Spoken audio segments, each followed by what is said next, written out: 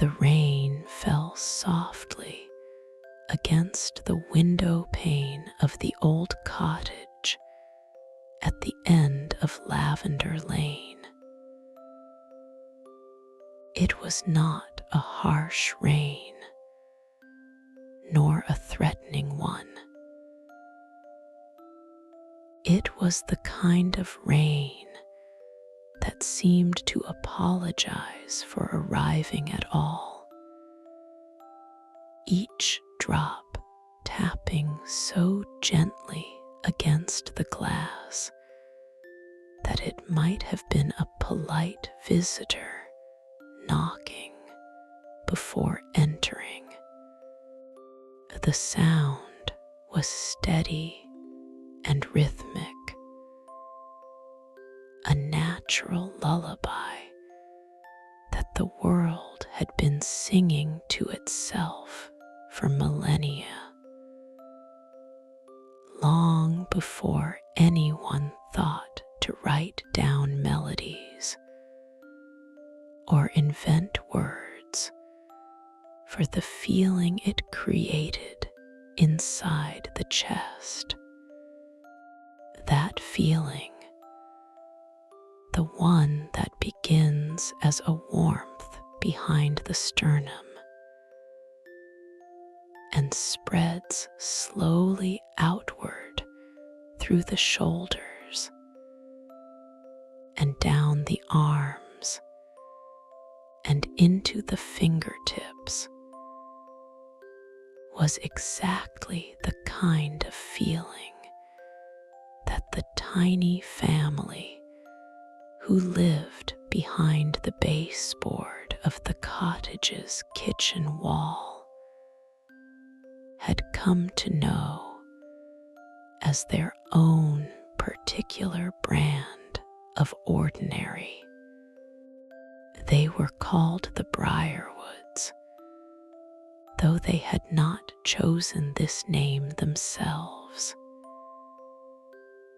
It had been given to them generations ago by a grandmother whose name had since been softened by time into something more like a feeling than a word. The Briarwoods were small, not small in the way that people sometimes describe themselves when they are being modest or self-deprecating. They were genuinely, literally, wonderfully small.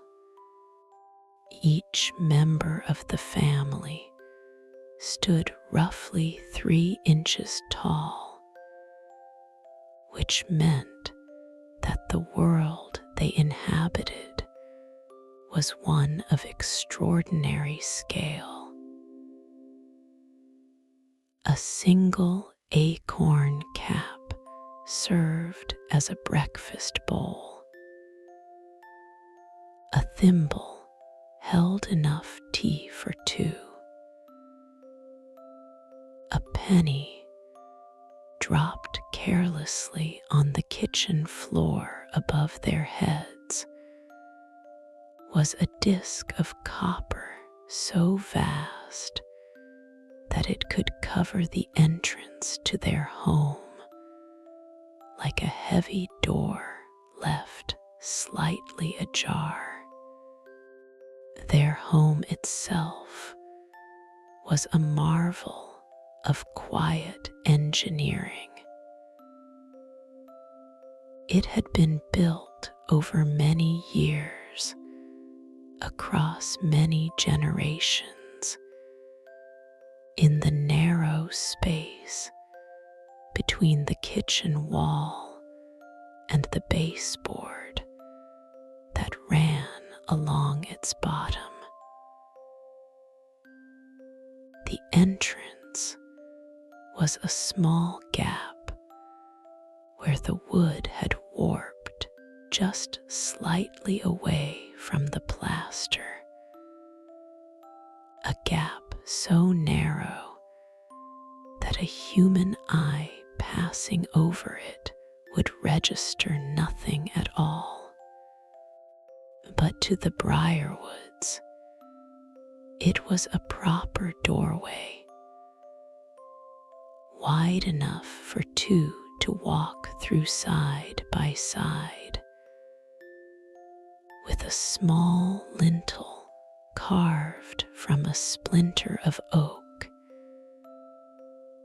and a curtain made from a scrap of blue fabric that had once been part of a much larger curtain in the room above. Beyond the entrance, the home stretched back into the wall in a series of rooms that had been hollowed out with great patience and considerable care. The first room was the kitchen, which contained a small stove made from a flattened tin button balanced on 4 matchstick legs. Beside it stood a shelf fashioned from a popsicle stick, and on this shelf sat an assortment of containers. A bottle cap filled with dried rosemary, a section of a straw holding a few grains of rice, a bead from a broken necklace that contained a pinch of salt. The walls of the kitchen were plastered with a smooth mixture of chalk dust and water that had been applied by the grandfather of the family, a patient man named Aldrich, who had spent 3 entire winters applying layer after layer until the surface was as smooth as any human wall. Beyond the kitchen was a narrow hallway lined with small pegs made from the heads of sewing pins, and on these pegs hung coats made from velvet leaf skins and hats fashioned from acorn caps lined with the softest thistledown. The hallway led to the sitting room, which was the heart of the home. Here, the family had placed their greatest treasures. A small mirror, no bigger than a thumbnail, leaned against the wall, its surface slightly foxed with age, but still capable of reflecting enough light to brighten the room on sunny days. A cushion made from a ball of cotton wool sat in one corner, plumped and soft and inviting.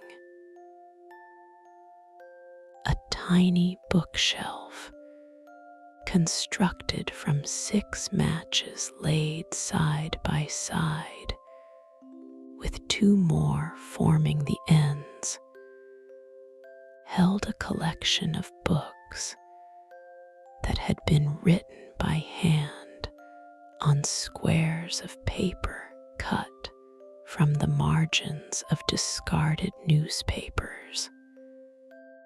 Each book was bound with a single thread and contained stories, recipes, observations about the weather, and one particularly beloved volume that was nothing more than a catalogue of interesting sounds the family had heard over the years, accompanied by descriptions of what each sound made them feel. The sitting room also contained the family's most prized possession, a small glass marble that rested on a cushion of moss in a niche in the wall. When the light from the kitchen reached it at just the right angle in the late afternoon, the marble would glow from within, casting swirls of blue and green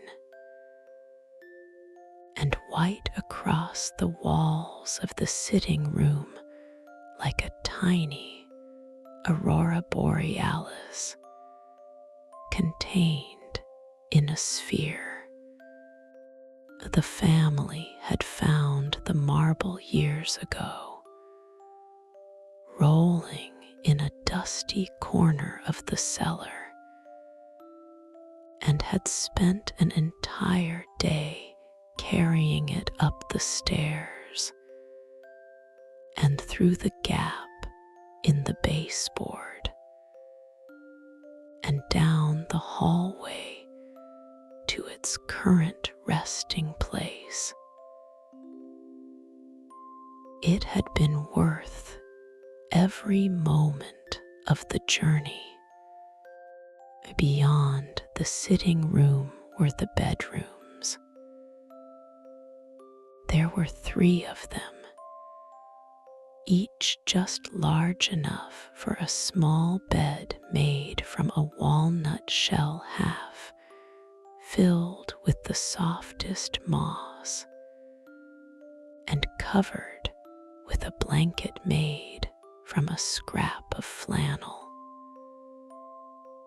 The beds were arranged so that the heads faced the interior wall, which meant that when the family lay down to sleep, they were facing away from the world above and toward the solid, unmoving, comforting structure of the cottage itself. This arrangement was not accidental. It had been designed by a great-great-grandmother whose name had been Alara, and who had understood something fundamental about the nature of sleep, that it comes most easily when the back is protected and the face is turned toward something solid and known. On this particular evening, the rain was falling, and the Briarwood family was settling in for the night. There were 4 of them. Marin, the mother, was the youngest of the family at 32 years old, though in the way that tiny people measured time.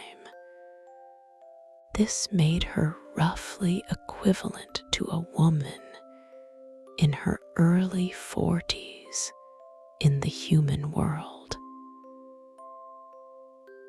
She had dark hair that she wore in a single braid that fell past her waist, and her eyes were the color of warm honey in low light. She was a quiet woman by nature, not because she was shy or reserved, but because she had discovered early in life that silence was a substance, something that could be gathered and shaped and used. And she preferred to spend her silence carefully rather than scatter it carelessly in speech. She worked as the family's forager, which meant that each day she ventured out into the world above to collect the things the family needed. Crumbs of bread, drops of honey, fragments of herbs, threads of fabric, splinters of wood. It was dangerous work, or at least it could be, and Marin approached it with the calm attentiveness of someone who understood that fear was useful only when it was kept small and quiet and directed toward specific things rather than allowed to spread indiscriminately across the whole of life. Her husband, Tobias, was 2 years older and possessed of a temperament that was in many ways the complement of Marin's. Where she was still, he was gently active. Where she gathered silence, he produced a steady stream of soft humming that filled the rooms of their home like warm water filling a basin. Tobias was the family's builder and repairer. He kept the home in good order, patching walls when they cracked, reinforcing the matchstick furniture when it weakened, and once every few months, venturing out to collect fresh moss for the beds. He had large hands for a tiny person, hands that looked as though they had been carved from a light-colored wood, and then rubbed smooth with use. His fingers were clever and sure, and there was something deeply satisfying about watching them work. The way they moved with a kind of unhurried precision that suggested the work was less a task to be completed than a meditation to be experienced. Their daughter Wren was 14 and had recently entered what the tiny people called the Wondering Years, a period of adolescence characterized by an insatiable curiosity about the world and a tendency to ask questions that had no easy answers. Wren had her mother's dark hair and her father's large hands, and she also had something that belonged entirely to herself, a quality of attention that was so complete and so absorbed that when she looked at something, she seemed to become temporarily part of it. She could spend an hour watching a single drop of water travel down a blade of grass. She could spend an entire afternoon listening to the sound that a spider's legs made against its web. This quality of attention was not something that had been taught to her. It was simply the way she was, the way she had always been, and her parents had learned to recognize it not as a quirk, but as a gift, one that required no cultivation and no correction, only space in which to exist. And then there was Aldrich, Tobias's father, who was 78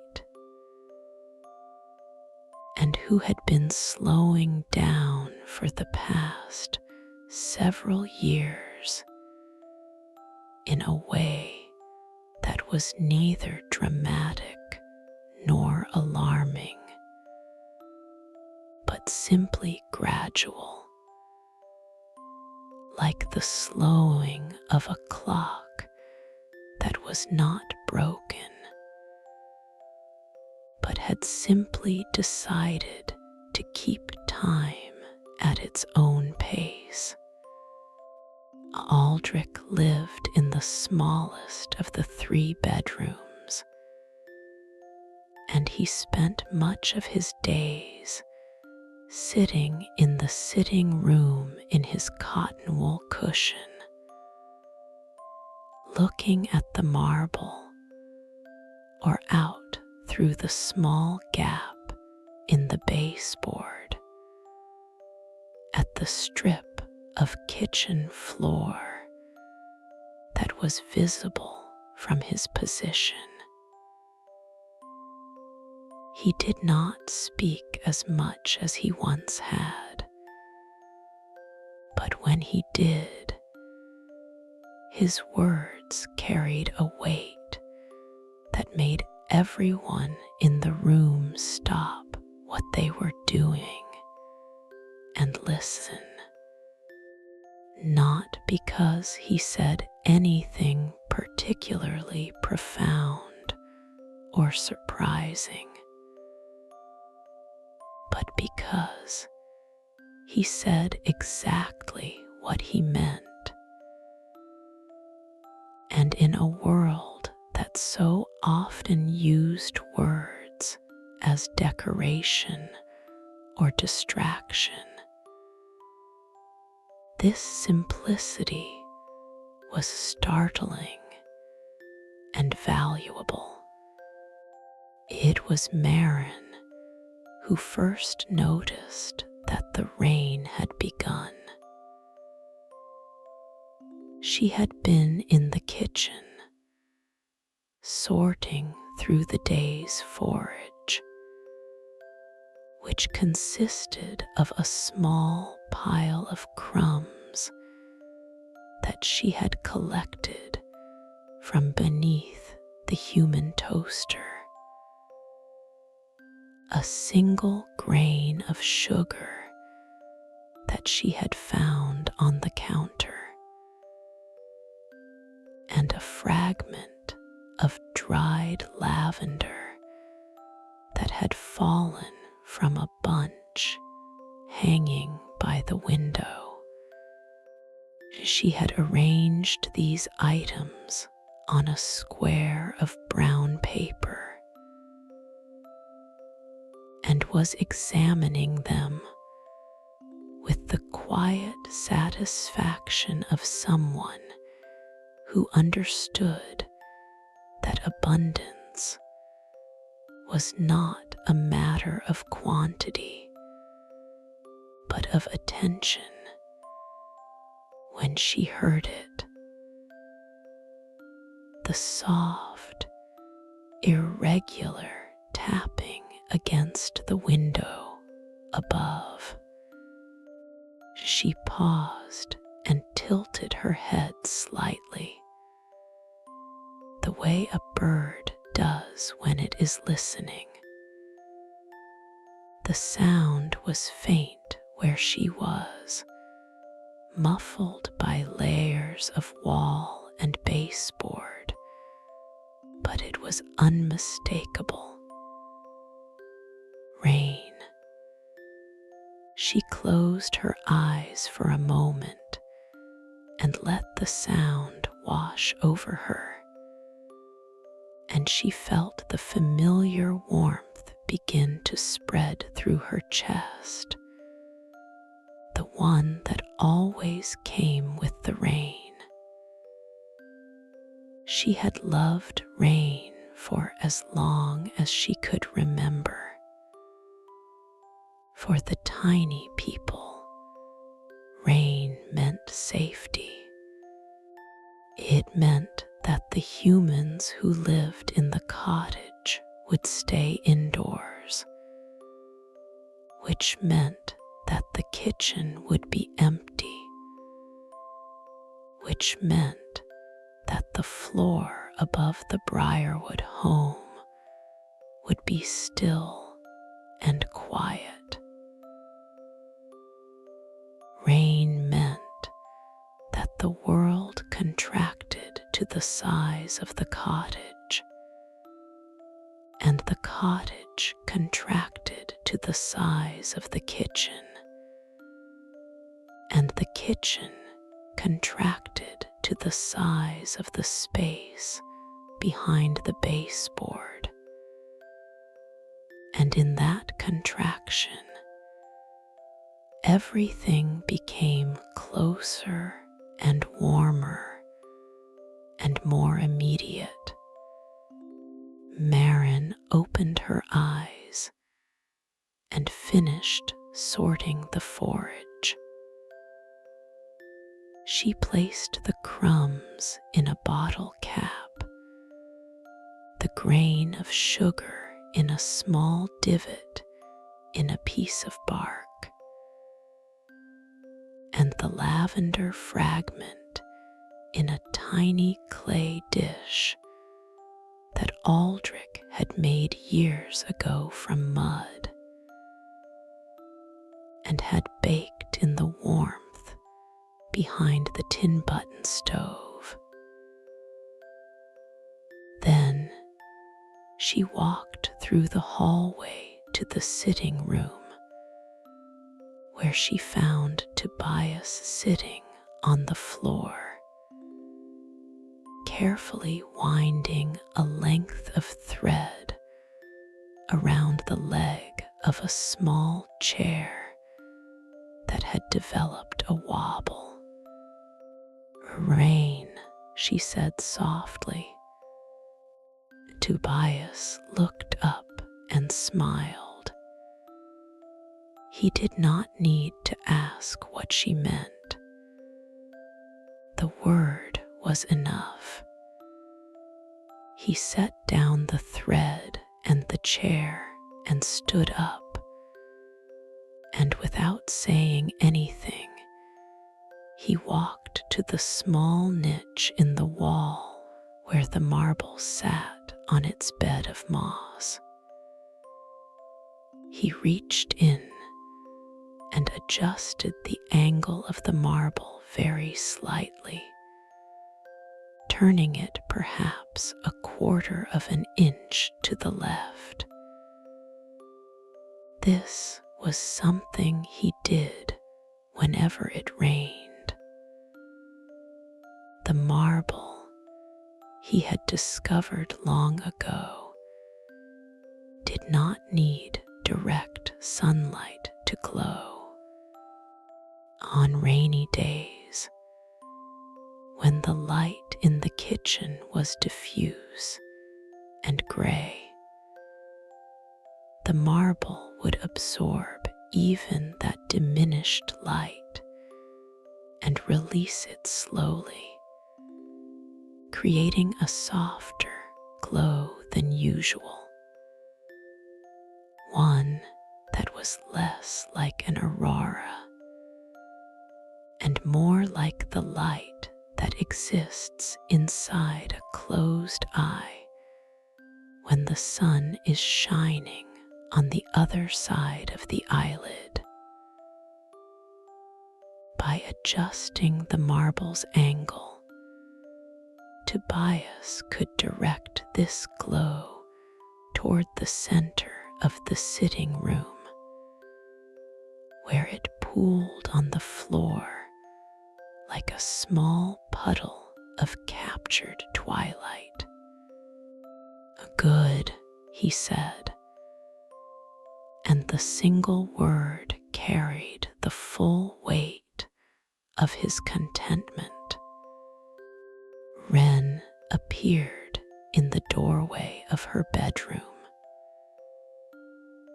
She was wearing her night clothes, which were made from a piece of an old handkerchief that had been softened by countless washings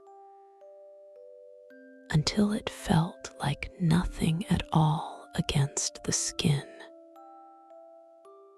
Her hair was unbraided and fell around her face in a dark curtain, and her eyes, which shared her mother's honey color, were slightly wide in that way they always were when she had been thinking about something for a long time. "I heard it," she said, "about 20 minutes ago. I was lying on my bed and I heard it start." "What did it sound like from your room?" Marin asked. This was not an idle question. Marin was genuinely interested in what the rain sounded like from different parts of the house. She had a theory, which she had never articulated fully, that the walls and floors of the home acted as a kind of instrument, transforming the rain's sound as it passed through them, so that each room had its own particular version of the rain, its own private performance of the same natural event. Wren considered the question with the seriousness it deserved. "Like fingers," she said finally. like someone with very small fingers was walking across the top of the wall, not tapping exactly, walking. Each step was the same size and the same weight, and there was a rhythm to it, but it wasn't a marching rhythm. It was more like she trailed off, searching for the word. "'S like wandering," Marin offered. "Yes," Wren said, and her face brightened with the particular pleasure of being understood. Like wandering. That's exactly what it was like. Tobias had returned to his chair and was winding the thread again, but more slowly now, and his humming, which had been silent while Wren spoke, resumed at a lower volume and a slower tempo than before. The hum was not a song exactly. It was more like a vibration that happened to produce sound, a resonance that originated somewhere in his chest and traveled up through his throat and out between his lips without ever passing through the part of his brain that was responsible for melody. It was, if anything, the sound of comfort being produced in real time, a kind of audible warmth. From his cushion in the corner, Aldrich watched all of this without comment. His eyes moved from Marin to Wren to Tobias, and then to the marble, which had begun to glow now with its soft interior light. He shifted his weight slightly on the cushion and pulled the edge of a small wool blanket more tightly around his shoulders. The blanket had been made from a single strand of yarn that had been unspun and rewoven into a loose, gauzy fabric that was not so much warm as it was comforting, in the way that holding a smooth stone can be comforting even if the stone is cold. Aldrich closed his eyes, not to sleep, but to listen more carefully. At his age, he had learned that closing the eyes did not diminish the world. It refined it. With the eyes closed, the sound of the rain became closer. The hum of Tobias became more textured. The small creaks and settle of the house became a kind of language.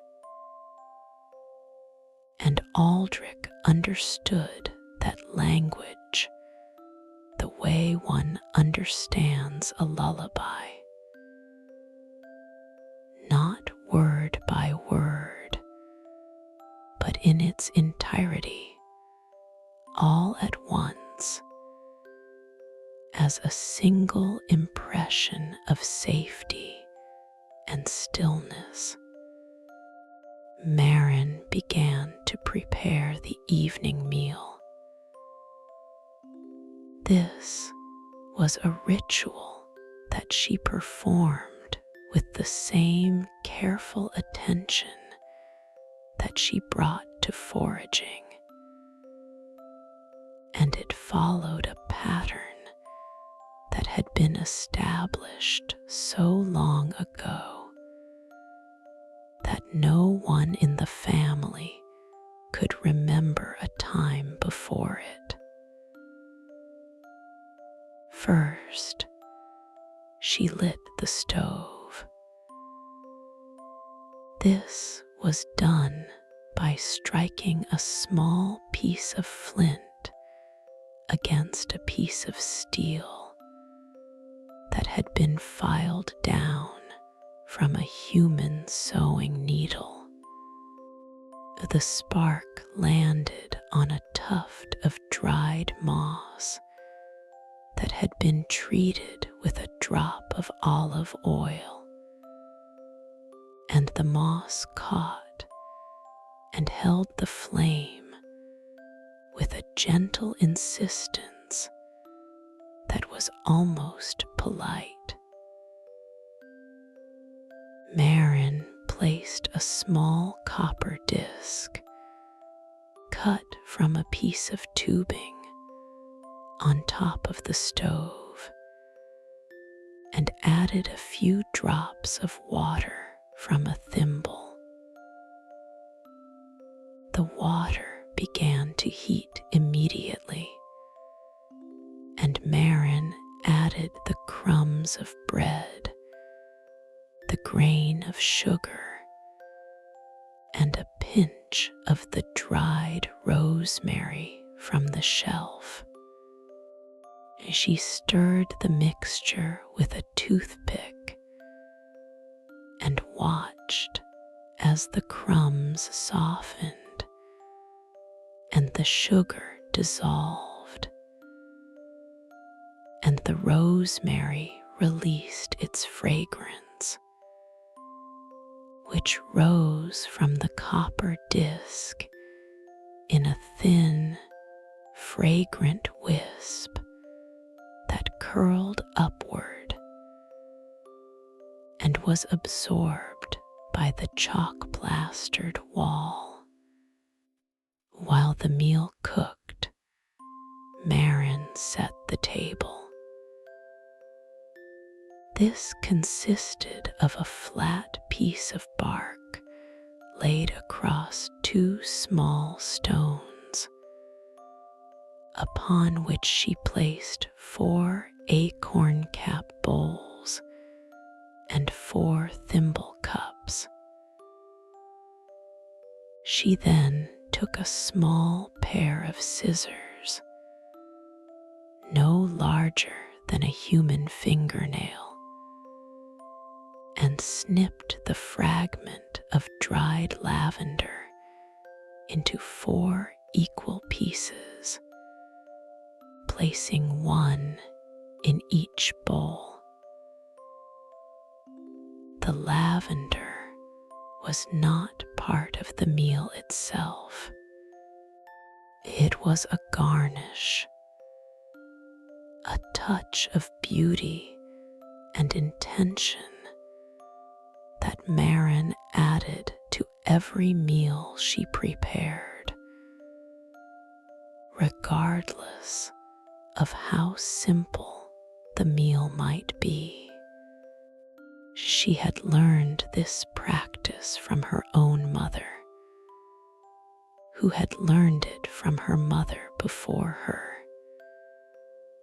and the reasoning behind it had been passed down not as a rule, but as a story. Once, long ago, a member of the family had been going through a difficult time, a period of sadness that had settled over her like a fog. And during this time, she had stopped adding the lavender to the meals because she could not see the point. And the family had noticed, not because they said anything about it, but because the meals had tasted different, had felt different, had arrived at the table with a slight but perceptible absence, as though a note had been left out of a familiar song. And the family had understood, without discussing it, that the lavender was not a decoration. It was a statement. It said, "This meal was made with care. This meal was made for you. This moment, however small, however ordinary, is worth a small act of beauty." And when the sad member of the family had eventually recovered, the first thing she had done was to add the lavender again. And the family had felt the note return to the song, and everything had been slightly more right than it had been before. The meal was ready. Marin ladled the warm, soft mixture into the 4 acorn cap bowls and carried them, 2 at a time, to the table. Tobias put down the chair and the thread and came to sit. Wren sat in her usual place, which was the one closest to the gap in the baseboard, because she liked to be able to see the strip of kitchen floor while she ate. And Aldrich, with the slow deliberation that characterized all of his movements now, rose from his cushion and made his way to the table, leaning slightly on a walking stick made from a straightened paper clip with a knob of glue at the top. They ate in a silence that was not empty, but full. The rain continued its soft percussion against the window above. Tobias's hum had subsided to a barely perceptible vibration. The marble glowed its gentle, internal glow.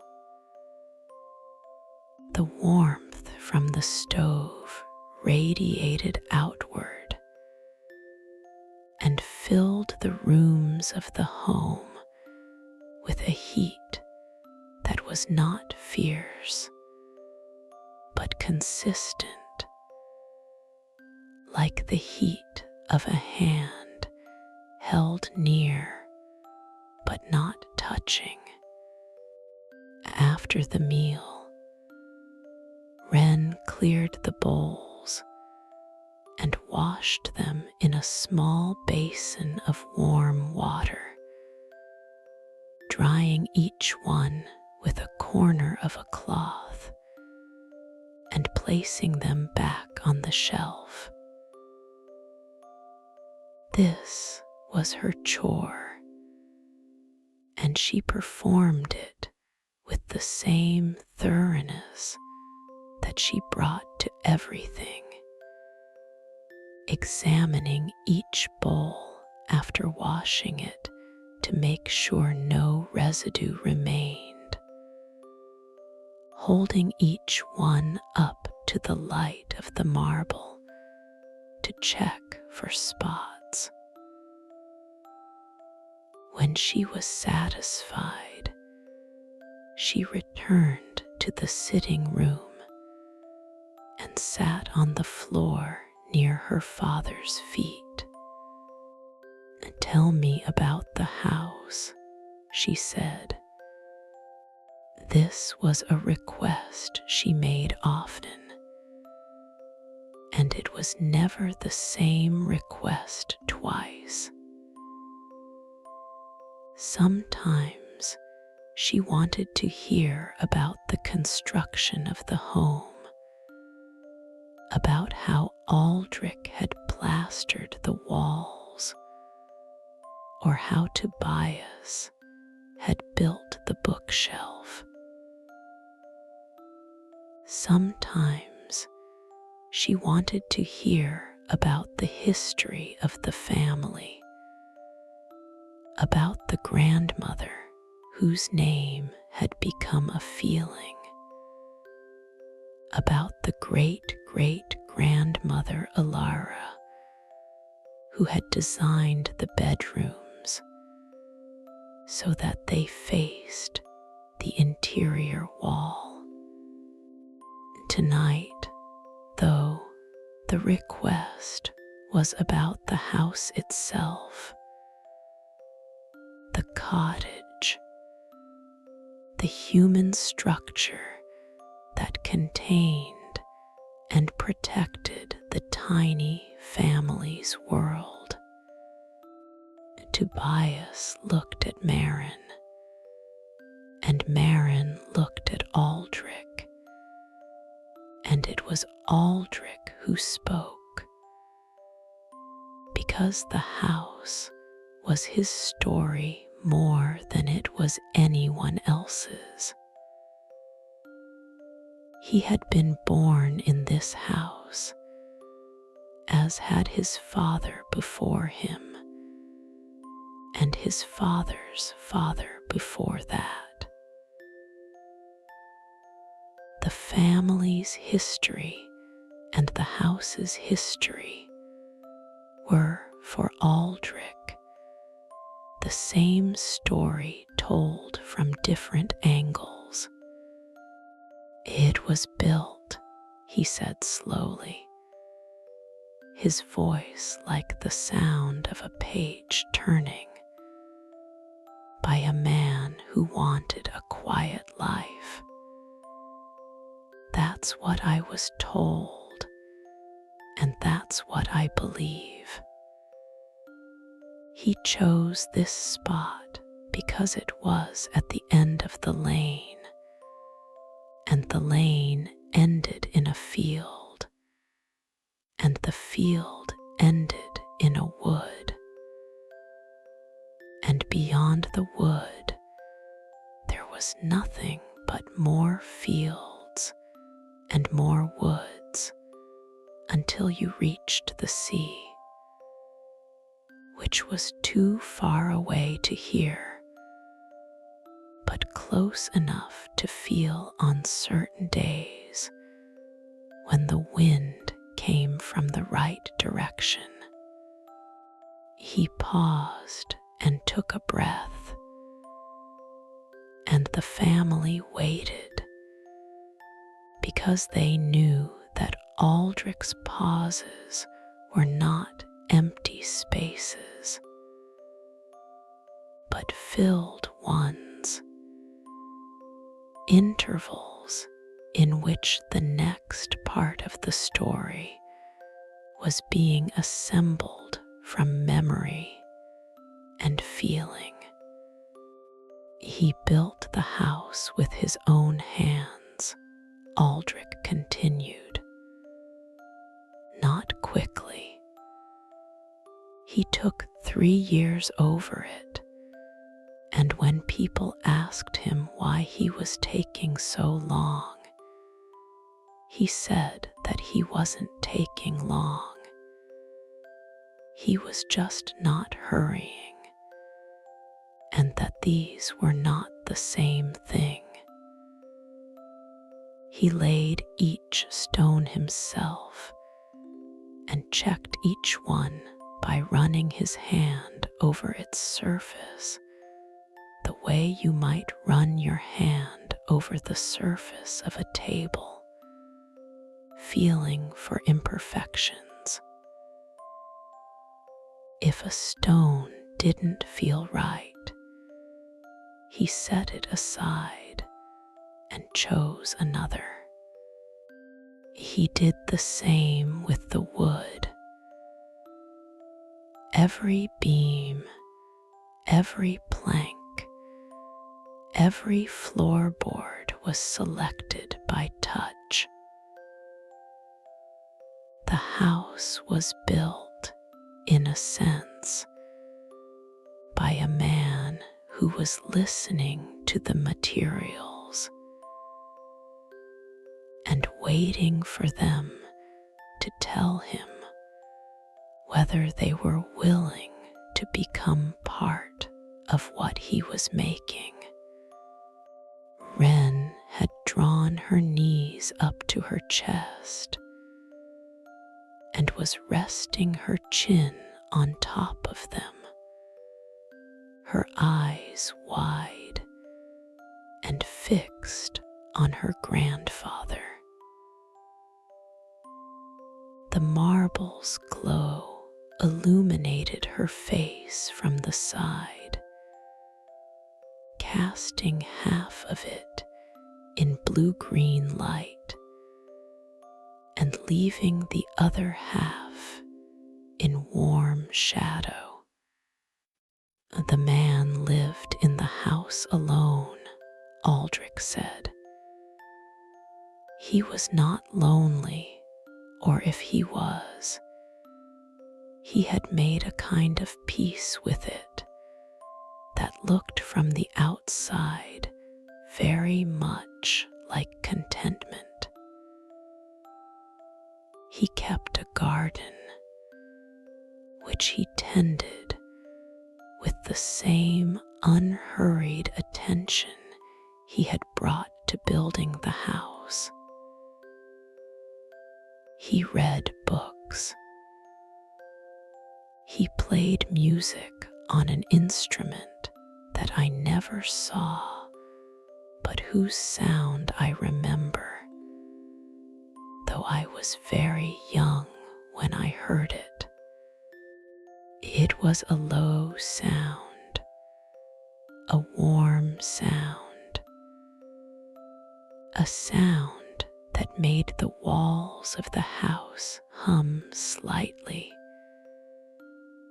as though the house itself was joining in. Aldrich's eyes had closed again, but he was not finished. He continued speaking, and his voice took on a quality that was different from ordinary speech, a quality that was closer to the sound of the rain itself, steady, unhurried, without beginning or end, simply present. When the man died, he said, the house was empty for a long time. I don't know how long, because time passes differently when you are small and living inside a wall. It passes the way weather passes, in days and hours, but in feelings and textures. There was a period of emptiness, and then there was a period of stillness, and then there was a period of waiting, and then people came, and they have been coming ever since, each one staying for a while and then leaving, and each one changing the house slightly by being in it, the way a hand changes the temperature of a glass of water just by holding it. Who lives here now? Wren asked, though she already knew the answer. She asked because the asking was part of the ritual, the way the lavender was part of the meal. A woman, Aldrich said. She is young, or she was young when she arrived, and she is quieter than most of the others have been. She bakes bread on Saturdays and leaves the window open when it rains and reads in the evenings by a lamp that casts a yellow light across the kitchen ceiling. She does not play music, but she sometimes hums, and her humming is not as good as Tobias's. Tobias smiled at this, a small, quiet smile that did not disturb the stillness of the room, but added to it, the way a single drop of color can add to a painting without drawing attention to itself. The rain had settled into a steadier pattern now. It was no longer the tentative tapping of arrival, but the confident, unhurried rhythm of a storm that had decided to stay for a while. The sound filled the spaces between the walls and seeped into the rooms of the tiny home like a gentle tide, not overwhelming anything, but touching everything, smoothing the rough edges of the silence, and filling the rooms with a sound that was so constant and so even that it began to feel less like a sound and more like a texture, something that could be felt against the skin rather than heard with the ears. Marin rose from the table and began to prepare for the nighttime rituals. She went to the kitchen and turned off the stove by carefully moving the burning moss to a small clay dish where it could smolder safely without producing flame. She checked the copper disc, which had cooled enough to touch, and set it in the basin of water to soak. She checked the shelf to make sure nothing had shifted or fallen during the day. She checked the small store of foraged food, which was kept in a hollowed-out section of the wall behind a loose piece of plaster that served as a door. The stores were adequate. There was enough bread for 2 more days, enough rice for 3, enough dried herbs for a week, and a small pool of honey at the bottom of a bottle cap that Marin had been saving for a special occasion. She did not know what the special occasion would be, but she trusted that it would reveal itself when the time was right. Tobias had finished repairing the chair and was now sitting on the floor of the sitting room, his back against the wall, his large hands resting on his knees.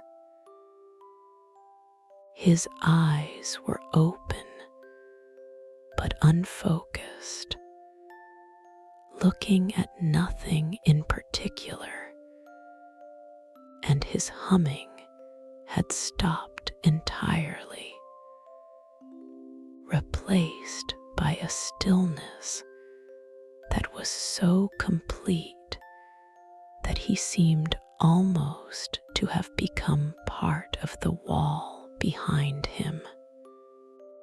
This was something he did sometimes, a kind of voluntary immobility that he had developed over the years as a way of resting without sleeping. He would sit in this way for 10 or 15 minutes, barely breathing, barely moving. And when he emerged from it, he would carry with him a quality of calm that was almost tangible, a calm that he would then distribute throughout the family simply by being near them. The way a warm stone distributes its heat to anything that touches it. Wren had moved from her position near her father's feet to the bookshelf.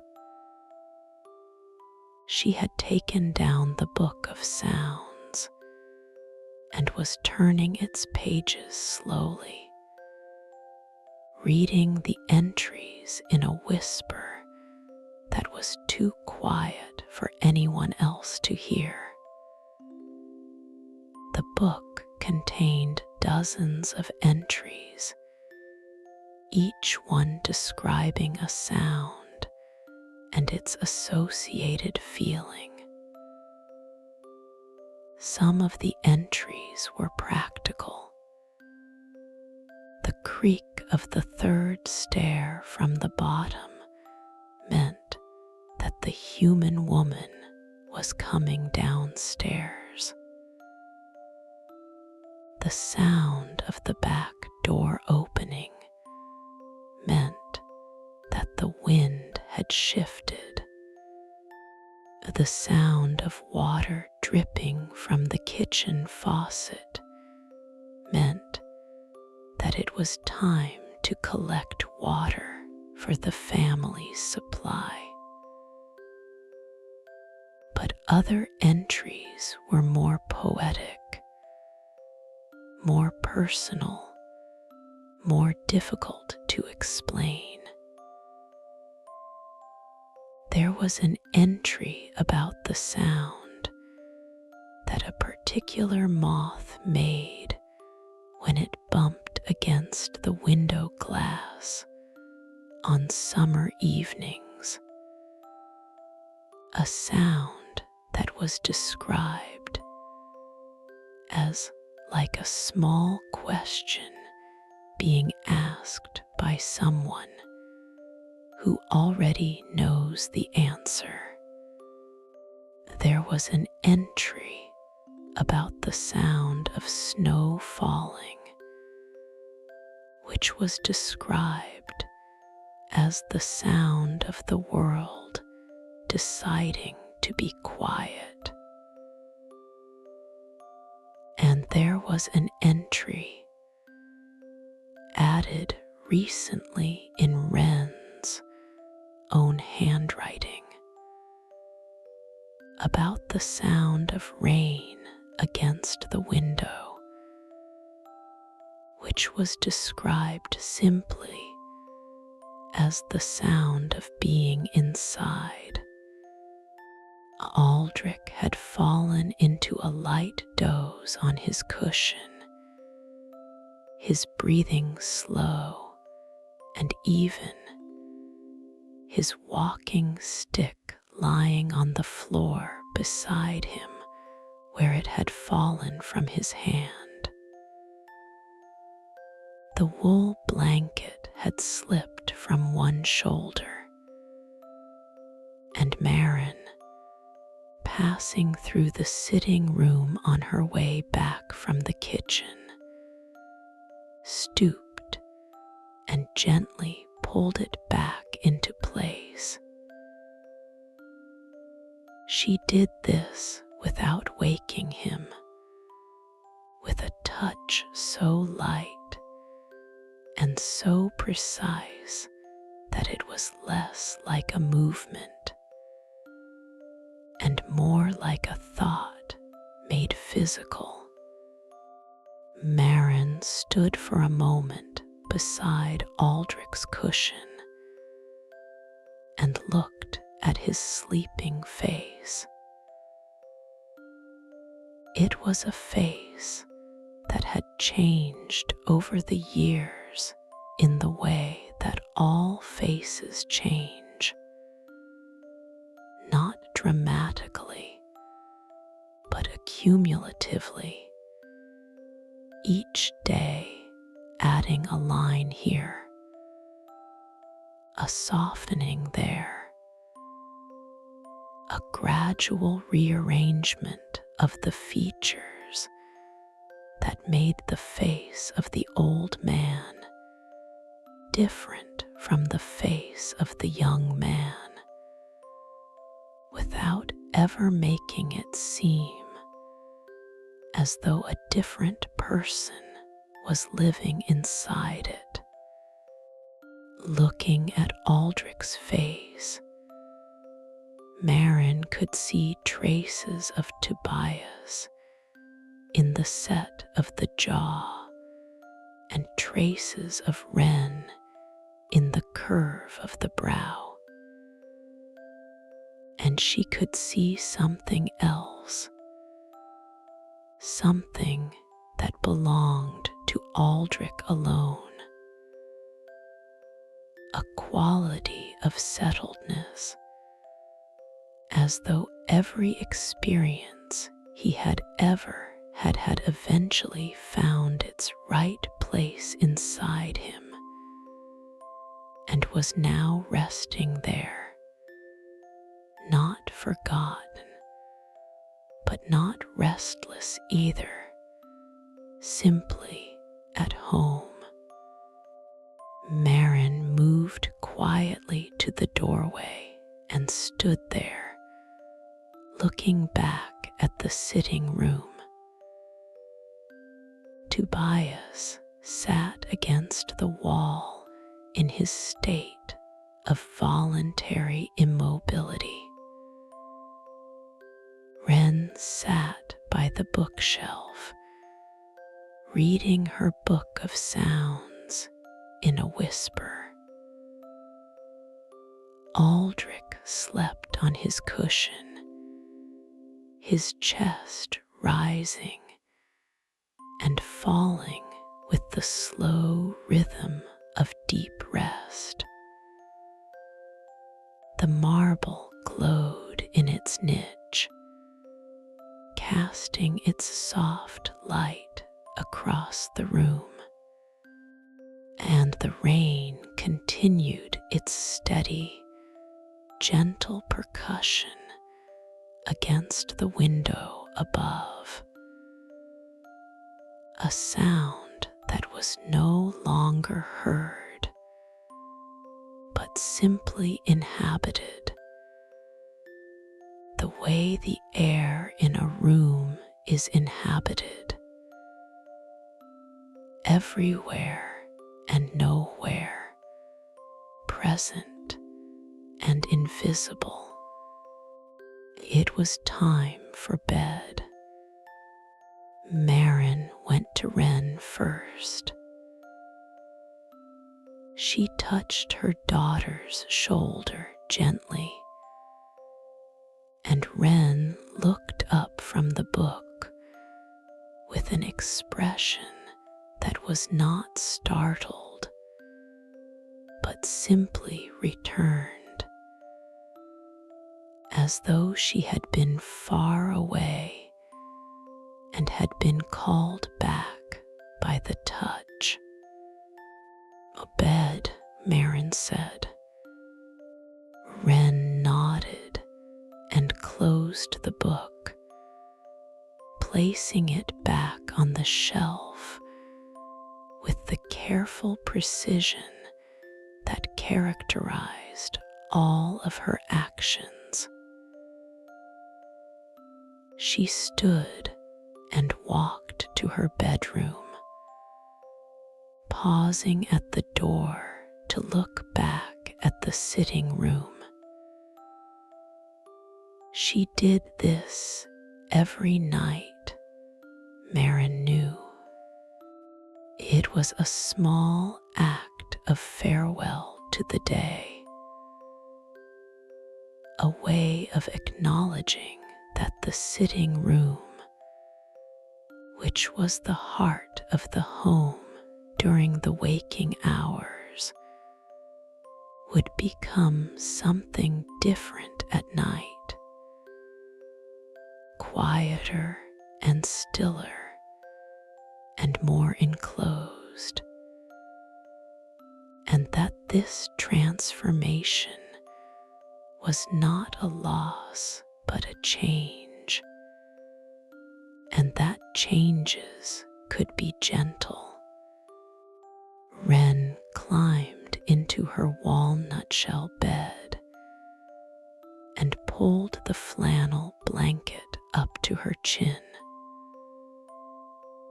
The moss beneath her was soft and gave slightly under her weight, conforming to the shape of her body, as though it had been waiting for her all day, and was grateful that she had finally come. She lay on her back and looked at the ceiling, which was so close that she could see the texture of the chalk plaster, the tiny ridges and valleys that Aldrich's trowel had left behind all those years ago. She traced these ridges with her eyes, following their patterns the way she might follow the patterns of a cloud or the grain of a piece of wood. And she felt the day begin to release its hold on her, loosening its grip thought by thought, sensation by sensation, like fingers uncurling from a hand. Marin went to Tobias next. She placed her hand on the top of his head, and he opened his eyes and looked up at her. And there was between them a communication that required no words, a communication that had been developed over years of shared life, and that operated on a frequency that was below language, below thought, below everything except the simple fact of two people who knew each other completely and who trusted that knowledge absolutely. Bed, Marin said again, because the word, though unnecessary, was part of the ritual. And Tobias nodded and rose from the floor with a slowness that was not the slowness of age, but the slowness of reluctance, a reluctance not to go to bed, but to leave the sitting room, which he loved with a love that was too large and too complicated to express in words, and so expressed itself instead in the care he took of the room, the way he always left it a little better than he had found it, the way he adjusted the marble and straightened the bookshelf and smoothed the cotton wool cushion, even though no one had asked him to do these things, and no one would have noticed if he hadn't. He walked to the bedroom he shared with Marin and climbed into his walnut shell bed. He lay on his side, facing the interior wall, as Alara, the great-great-grandmother, had intended, and he pressed his face against the smooth, cool surface of the chalk plaster. He could feel the house behind the wall, the solid mass of stone and wood and plaster that held the cottage up and kept the weather out. And pressing his face against it, he felt the way a child feels when pressing its face against the chest of a parent. Contained, supported, held. Marin went to Aldrich last.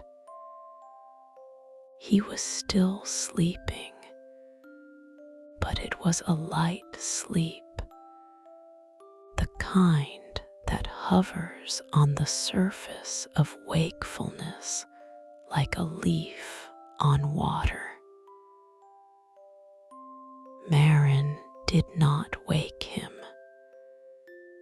Instead, she simply adjusted his blanket again tucking the edge more firmly around his feet.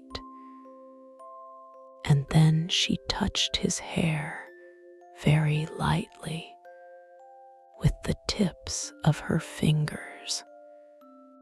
It was a gesture she had performed thousands of times,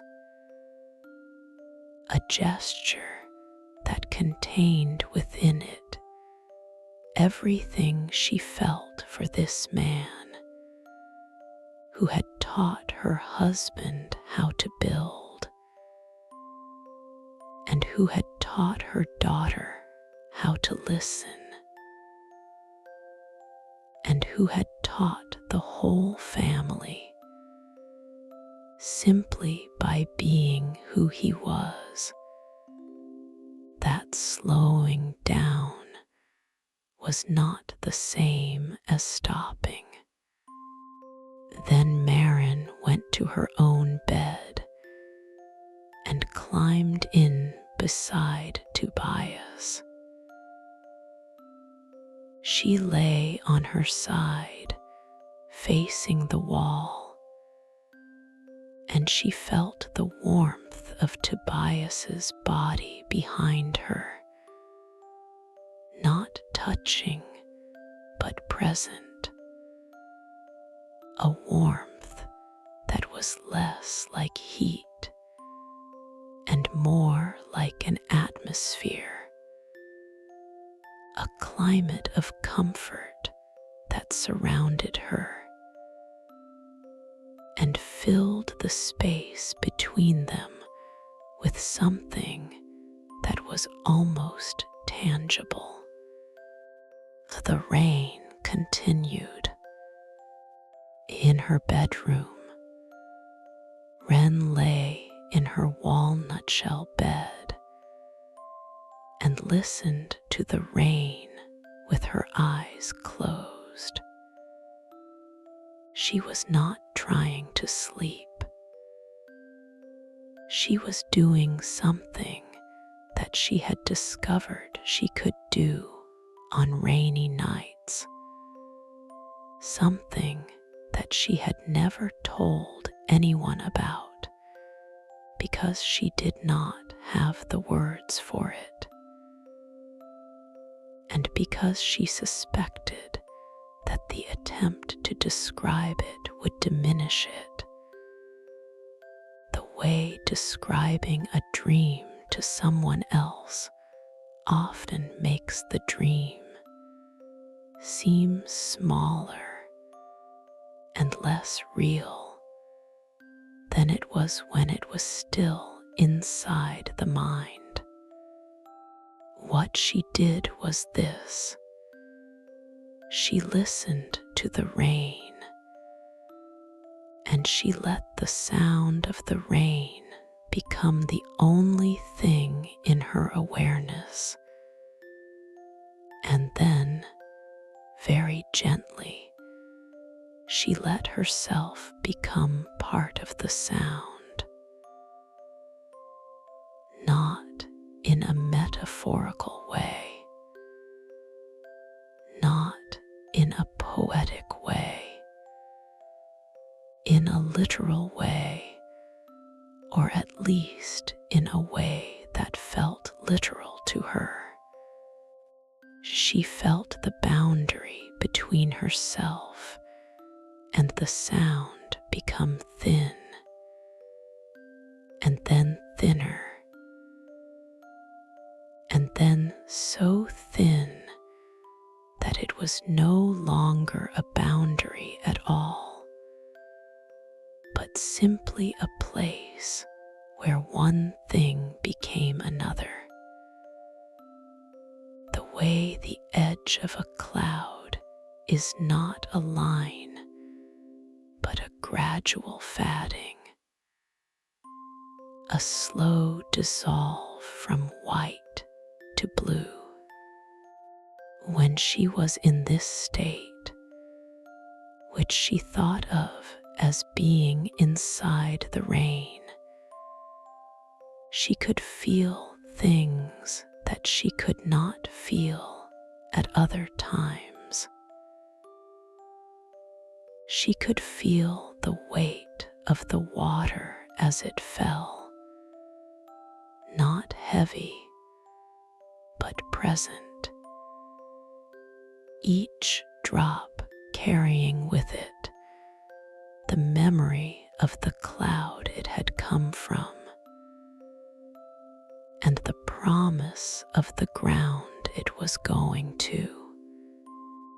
She could feel the shape of the wind that carried the rain, not its direction exactly, but its mood, which tonight was gentle and slightly curious, as though the wind had never seen this particular cottage before and was pausing to look at it as it passed. She could feel the window that the rain was falling against, could feel the glass as a kind of skin, a boundary between the outside and the inside that was solid but permeable, that let the sound through even though it kept the water out. And she thought about how the window was like a wall that had learned to sing. She lay in this state for a long time, or what felt like a long time, though she knew that time worked differently when you were inside the rain. Minutes could expand to fill the space of hours, and hours could contract to fit inside a single breath, and neither experience was more true than the other.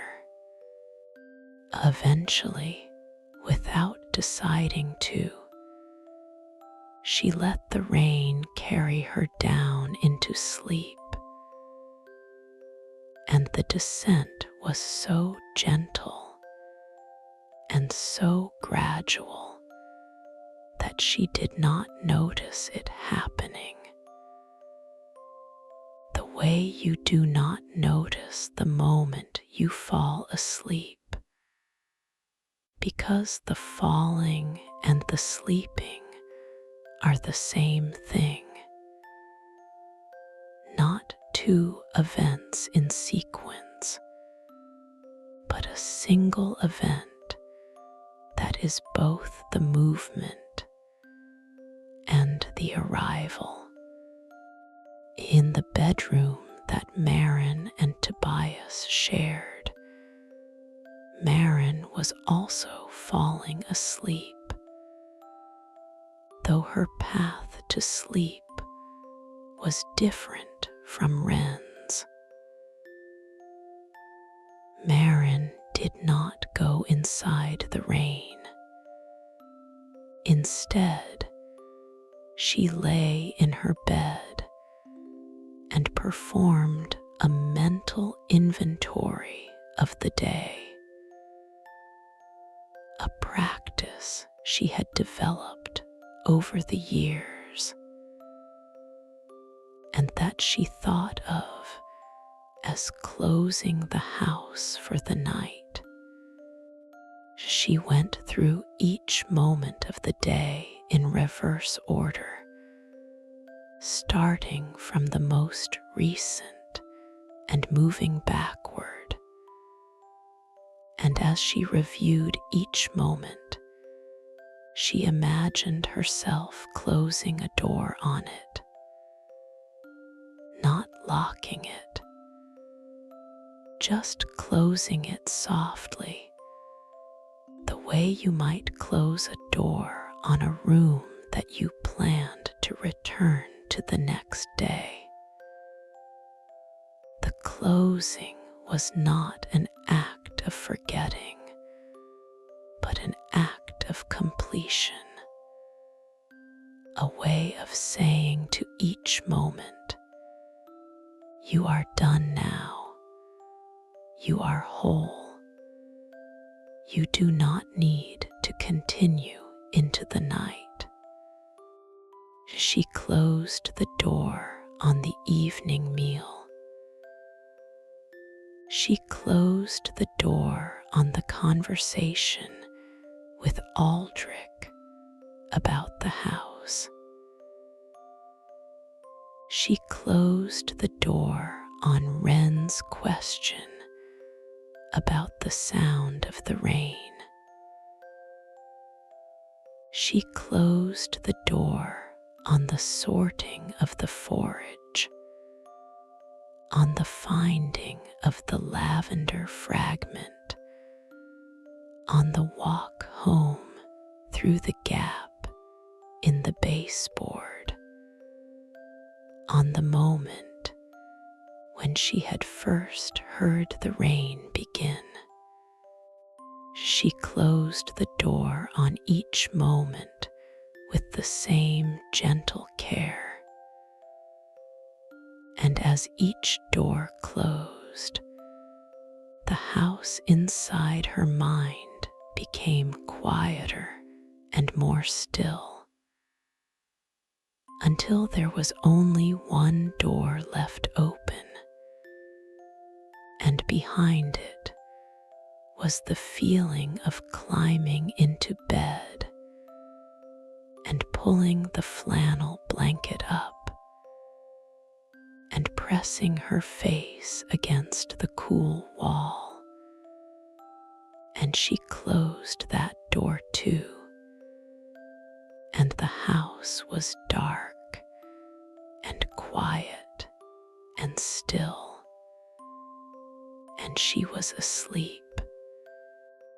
Tobias fell asleep the way a stone sinks in water, without effort, without resistance, simply yielding to the pull of something larger and stronger than itself. He did not think about the day, or listen to the rain, or perform any mental ritual. He simply lay down and let go, the way he let go of everything, with a trust that was so complete that it was indistinguishable from the thing he was trusting in. His breathing slowed and deepened, and his body relaxed, and his hands, those large, clever hands that had built and repaired and shaped so many things over the years, opened slightly on the moss beneath him, the fingers curling just a little, as though even in sleep they were reaching for something to hold. In the sitting room, Aldrich slept in his cushion, and his sleep was deep and dreamless. Or if there were dreams, they were the kind that move so slowly and so quietly through the mind that they leave no trace behind. The way a river moving through a wide, flat valley leaves no mark on the land it passes through. Aldrich's breathing was the slowest in the house, each inhalation taking what seemed like a very long time, and each exhalation taking even longer. And between the inhale and the exhale, there was a pause, a gap, a small silence that was not empty but full, a silence that contained within it the sound of the rain and the hum of the house and the glow of the marble and the warmth of the stove and the softness of the moss and the weight of the blanket and the whole, entire, complete fact of being alive and being safe and being home. The rain continued to fall. It fell on the roof of the cottage, and the roof received it with the patient endurance of something that had been designed for exactly this purpose. Each drop landing on the tiles and running down the slope to the gutter, and from the gutter to the ground, and from the ground into the earth, where it joined the vast, silent, underground river that moved beneath the field and beneath the wood and beneath the lane, carrying with it the memory of the sky it had fallen from and the roof it had touched and the cottage it had passed over, a memory that would travel underground for miles and perhaps for days, before eventually finding its way to the sea, where it would rise again into the air and form again into a cloud and fall again as rain on some other roof in some other place, continuing a cycle that had no beginning and no end, and that required nothing from any of its participants except that they be willing to be part of it. It fell on the window of the kitchen, and the window held it at bay with its thin, hard surface of glass, and the rain accepted this boundary without complaint, transforming its fall into a sound that was not a protest, but a song that traveled through the glass and through the wall and through the baseboard and into the rooms of the tiny home, where it wrapped itself around the sleeping family like a blanket made of sound, a blanket that was not warm or soft in any physical sense, but that provided a kind of comfort that warmth and softness could not provide. The comfort of knowing that the world outside was still there, still doing what it had always done, still following its ancient and reliable patterns, and that this reliability was not a constraint, but a gift, a promise that tomorrow would be built from the same materials as today, and that this sameness was not monotony, but stability, the kind of stability that allows small things to flourish. It fell on the garden where the woman who lived in the cottage had planted bulbs in the autumn, bulbs that were now beneath the soil in the dark, doing the slow, invisible work of becoming something else.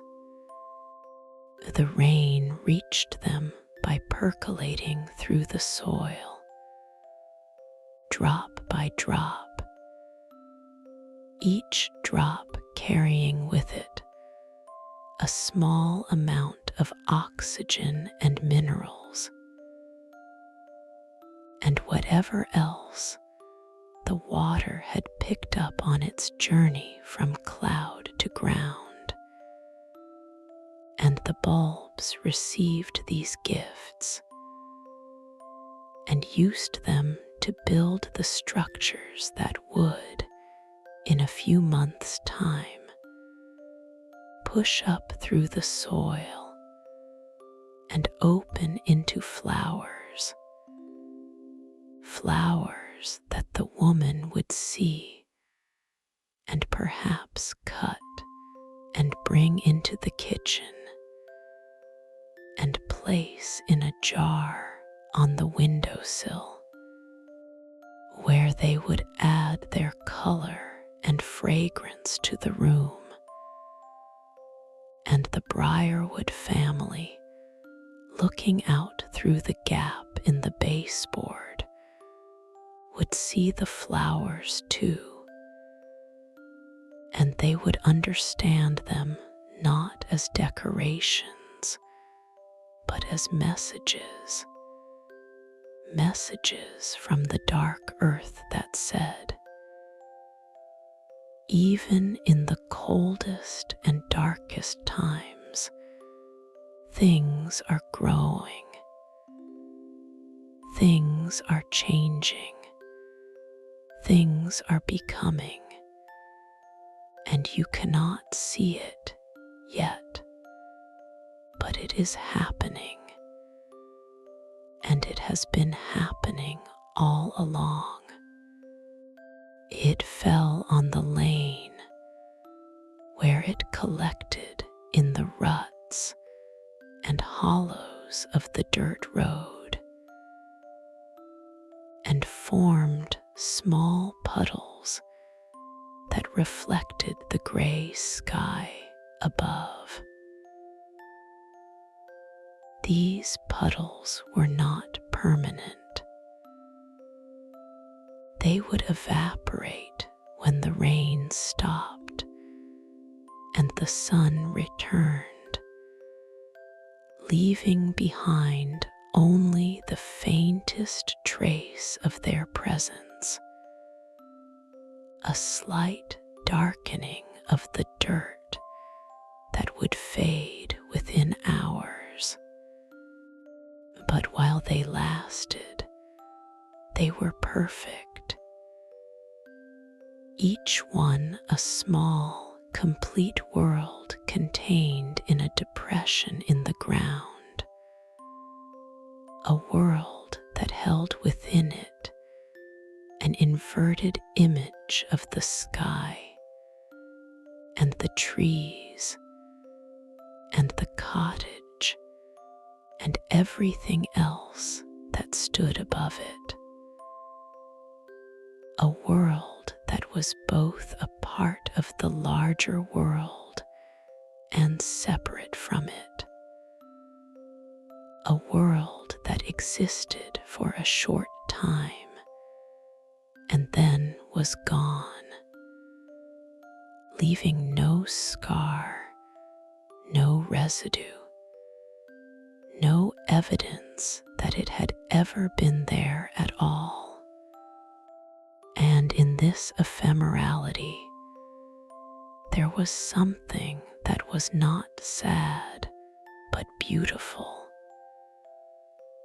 Something that spoke to the possibility of completeness without permanence, of wholeness without duration, of a thing being exactly what it was meant to be for exactly as long as it was meant to be it.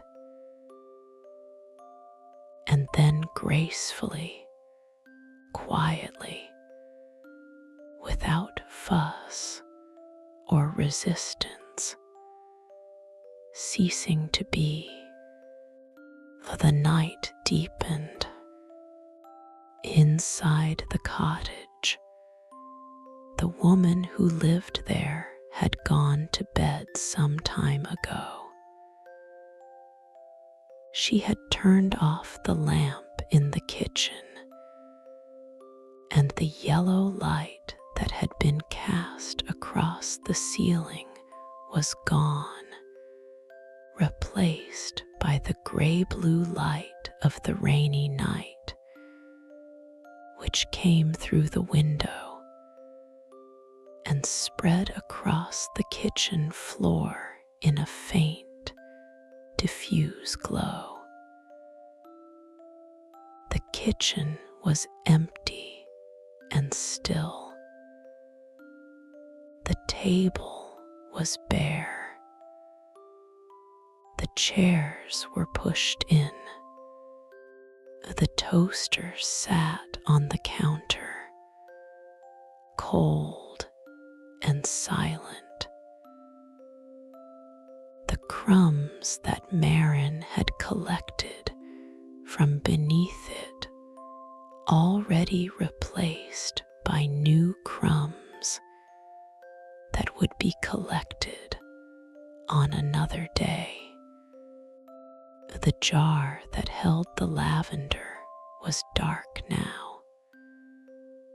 The flowers reduced to silhouettes against the window glass, and the bunch of lavender from which Marin's fragment had fallen hung motionless in the still air, its scent released not by wind, but by the slow, steady work of time,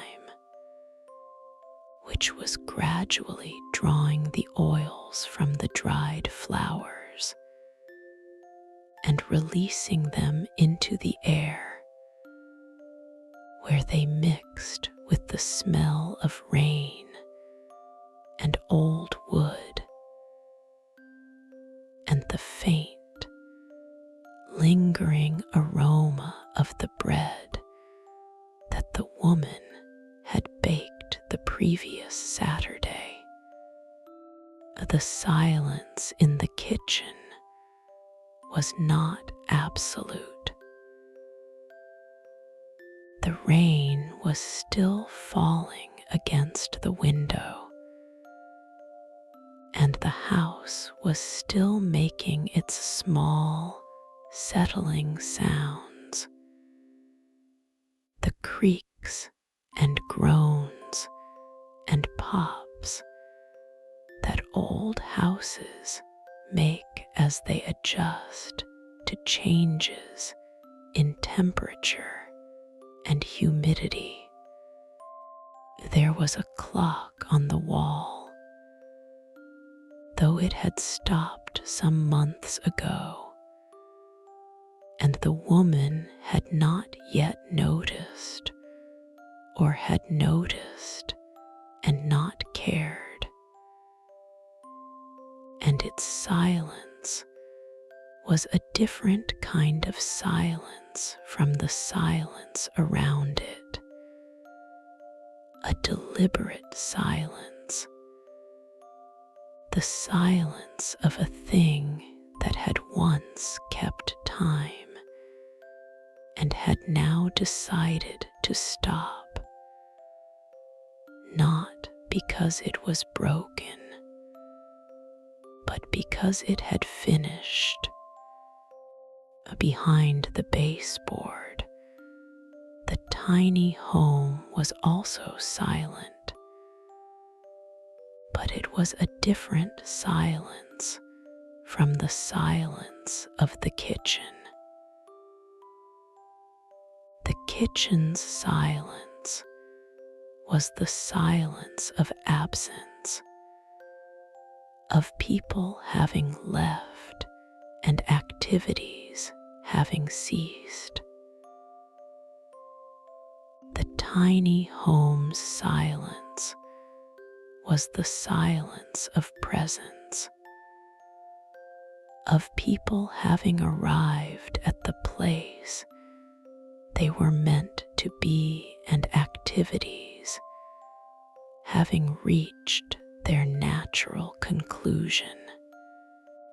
It was a full silence, a silence that contained within it the breathing of 4 people and the warmth of a stove that was no longer lit, but had not yet cooled, and the faint glow of a marble that was slowly releasing the light it had absorbed during the day, and the sound of rain that was no longer heard, but was still felt, still present, still moving through the walls and the floors and the air, connecting the inside of the tiny home to the outside of the cottage in a way that was not invasive, but integrative, as though the rain was a thread that stitched the 2 worlds together without merging them,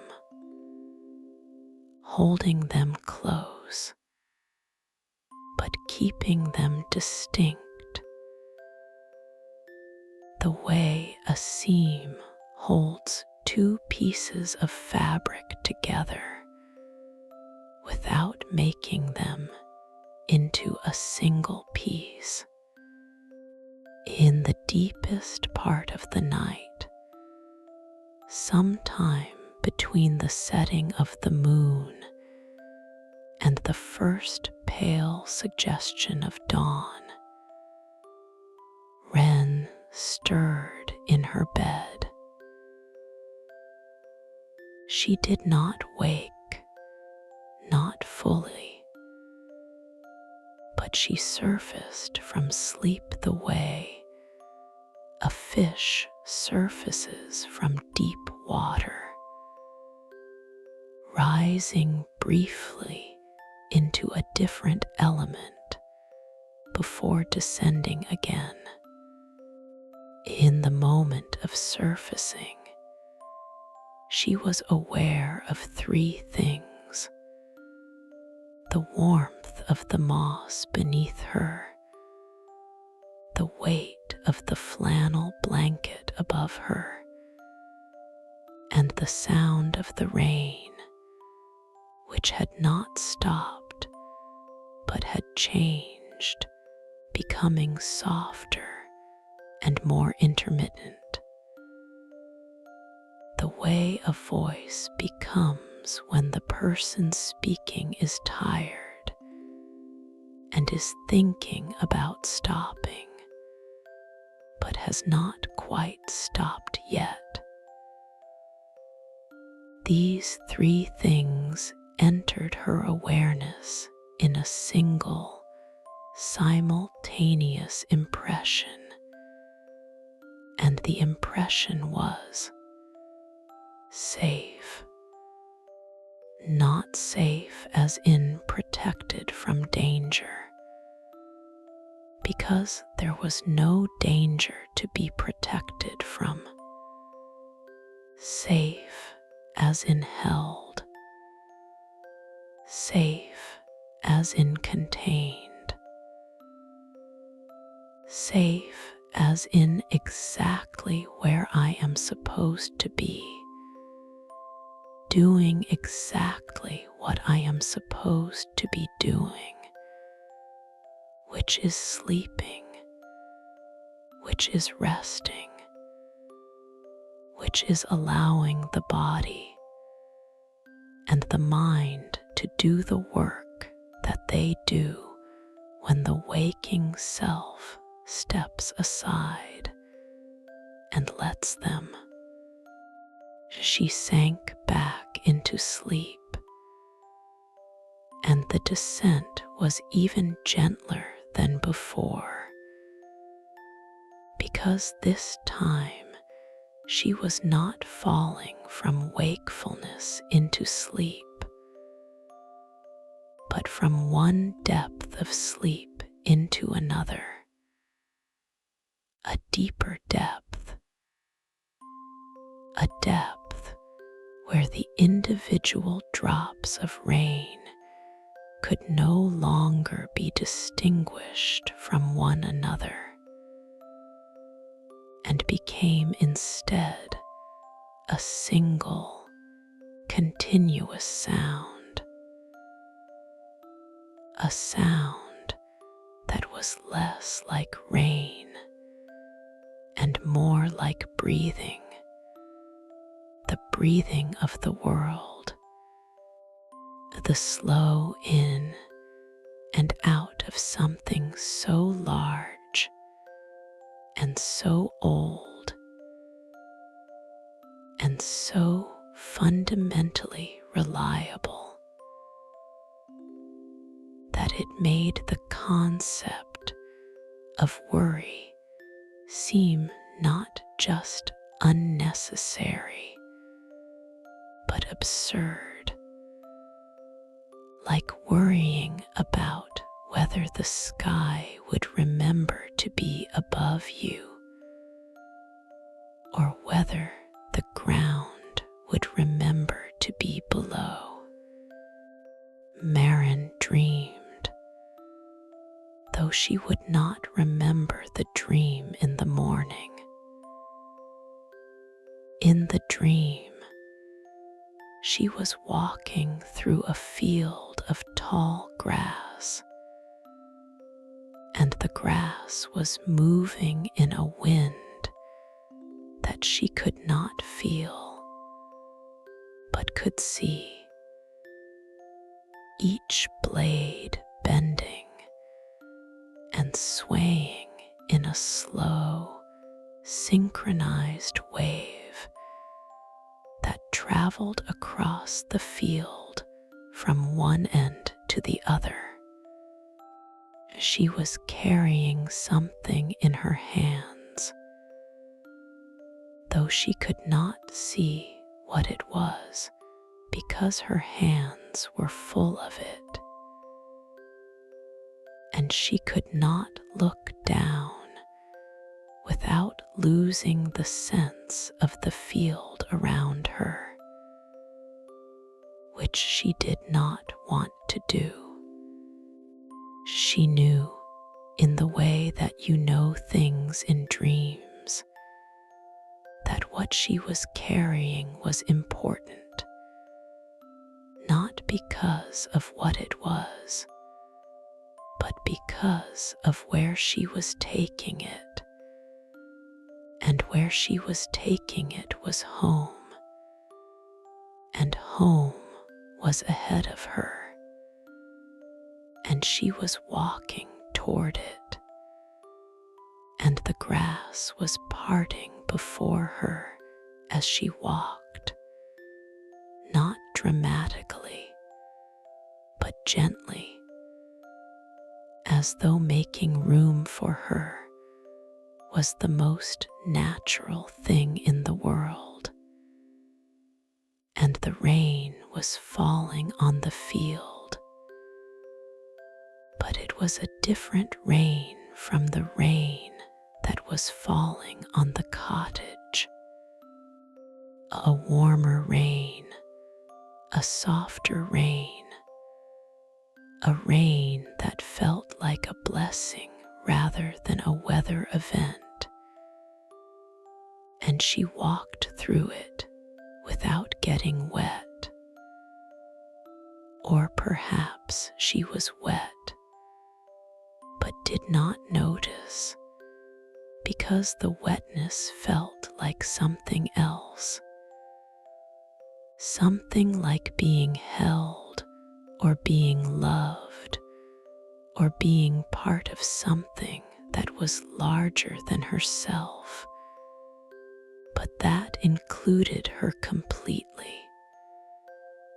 And she kept walking, and the home kept getting closer, and the grass kept parting, and the rain kept falling, and there was no urgency, and no anxiety, and no sense that anything needed to be different from the way it was. And this, she understood, was what peace felt like from the inside. Tobias did not dream, or if he did, his dreams were the kind that exist in the space between one breath and the next, so brief and so formless that they were gone before they could be perceived, leaving behind only a residue of well-being,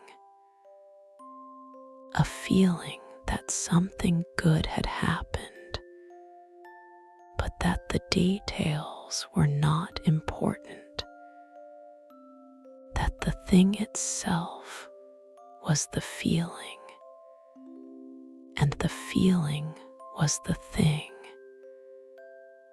and there was no need to distinguish between them. Aldrich slept the sleep of the very old, which is a sleep that has less in common with the sleep of the young, and more in common with the rest that a stone takes when it has finished rolling down a hill and has come to rest at the bottom. It is a sleep that is not so much the absence of wakefulness as the presence of something else, something that does not have a name in any language that Aldrich knew, but that he recognized when he felt it, the way you recognize a face that you have not seen in a long time, not with the mind, but with the body, not with memory, but with something deeper, something that lives in the bones and the blood, and the slow, steady rhythm of a heart that has been beating for a very long time, and that shows no sign of stopping, not because it is strong, but because it is patient, because it has learned that the secret to continuing is not to try hard, but simply to continue, one beat at a time, one breath at a time, one moment at a time, and that this simplicity, this relentless, quiet, unglamorous simplicity is not a limitation, but a liberation,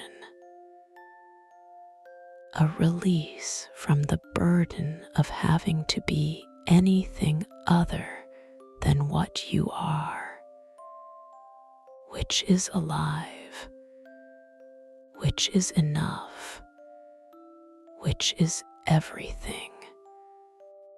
The rain continued, but more softly now. The storm was moving on, drifting eastward over the fields and the woods, carrying its cargo of water to new places, new roofs, new windows, new gardens, new puddles in new ruts, in new roads. Behind it, it left a cleaned world, a world in which the dust had been washed from the leaves, and the air had been scrubbed of its accumulated haziness, and everything had been given a fresh, wet sheen that made it look as though it had just been born,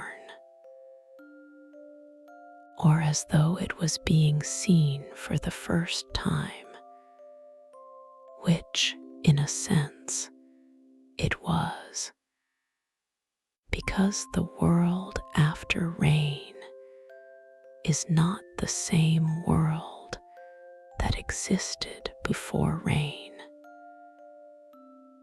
just as the world after sleep is not the same world that existed before sleep. And this is not because the world has changed, but because the person seeing it has changed, has been renewed and refreshed and reset by the act of resting, and is now capable of seeing what was always there, but what tired eyes could not perceive. Inside the tiny home, the temperature had dropped very slightly as the stove continued to cool, but the drop was so small and so gradual that it was not felt as cold, but as a gentle settling, a drawing in of the warmth to the center of the home, to the beds where the family lay, so that the warmth became more concentrated rather than more dispersed, more intimate rather than less, like a group of people moving closer together in a room that is getting colder, not out of fear, but out of affection, because closeness is its own warmth, does not require a stove to sustain it. The marble's glow had faded now to almost nothing. A faint luminescence that was visible only if you looked directly at it. And even then, only if you were patient and willing to wait for your eyes to adjust to the darkness.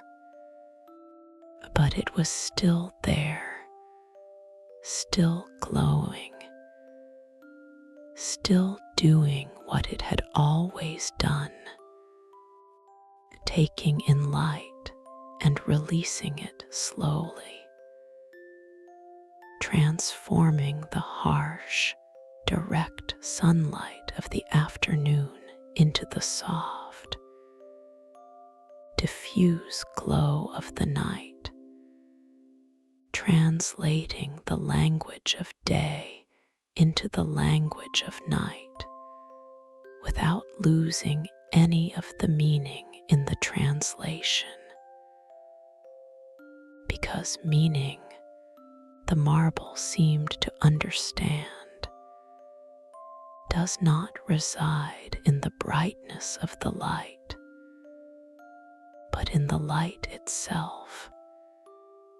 And even the smallest light, even the faintest glow, contains within it the same essential truth that the brightest sun contains, that the world is visible, that things can be seen, that darkness is not the absence of light, but simply the space in which light has not yet arrived, and that it is always arriving, always on its way,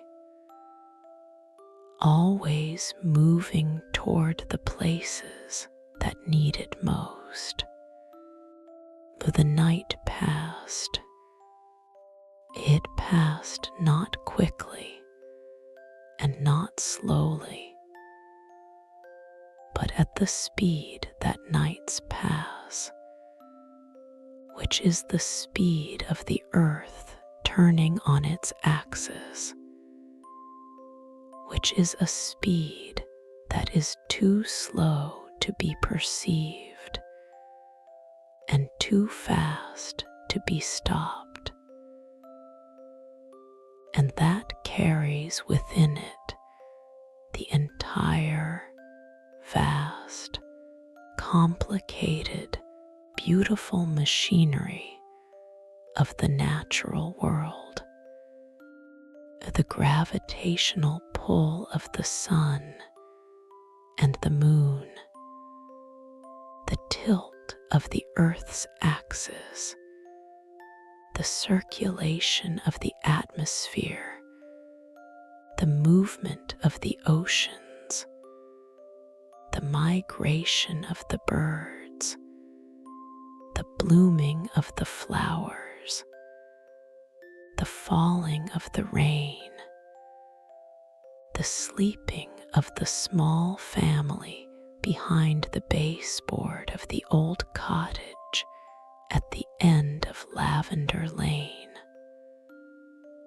All of it connected, all of it part of the same turning, the same movement, the same slow, steady, reliable rotation that had been happening for 4.5 billion years, and that showed no sign of stopping, not because it was inexhaustible, but because it was patient, and patience, when it is practiced on a geological scale, looks very much like permanence. And then, without announcement, without fanfare, without any drama at all, the first light of dawn arrived. It arrived not as a sudden brightness, but as a gradual lessening of darkness, a slow turning up of a dimmer switch that had been set to 0 for the past 8 hours.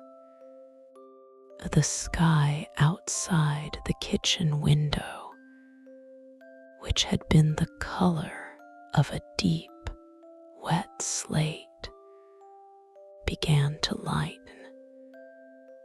the gray becoming slightly less gray, the darkness becoming slightly less dark, and in the tiny home behind the baseboard, this change was registered not as a visual event, but as an atmospheric one, a subtle shift in the quality of the air, a faint warming, a barely perceptible increase in the ambient light that was felt before it was seen. Wren was the first to wake. She woke the way she always woke, which was gradually surfacing from sleep in stages, each stage bringing with it a slightly greater awareness of her surroundings. First, she was aware of the warmth of the moss beneath her. Then, she was aware of the weight of the flannel blanket above her. Then she was aware of the silence, or rather the new silence, which was different from the silence of the night, because it contained within it the sounds of morning, the distant call of a bird, the faint drip of water from the roof, the almost imperceptible creak of the cottage as it responded to the first warmth of the sun. And then, finally, she was aware of herself, of her own breathing, of her own heartbeat, of the fact that she was Wren, that she was 14, that she lived in a tiny home behind the baseboard of an old cottage at the end of Lavender Lane, that it was morning, that the rain had stopped, that a new day was beginning, and that this new day was a gift that she had done nothing to earn, and that she did not need to earn, because gifts, by their nature, are not earned but given, and the giving is the point, not the receiving, and the only thing required of her was to accept the gift, and to live inside it for as long as it lasted, which was one day, which was exactly the right amount of time. She lay in her bed for a few minutes, looking at the texture of the ceiling above her, and she thought about nothing in particular, and the nothing felt good, felt right, felt like the perfect way to begin a day, not with a thought or a plan or a worry, but with a simple, open, unstructured awareness of being alive, of being here, of being in this bed, in this room, in this home, in this wall, in this cottage, on this lane, in this field, in this wood, in this world, which was large and small at the same time.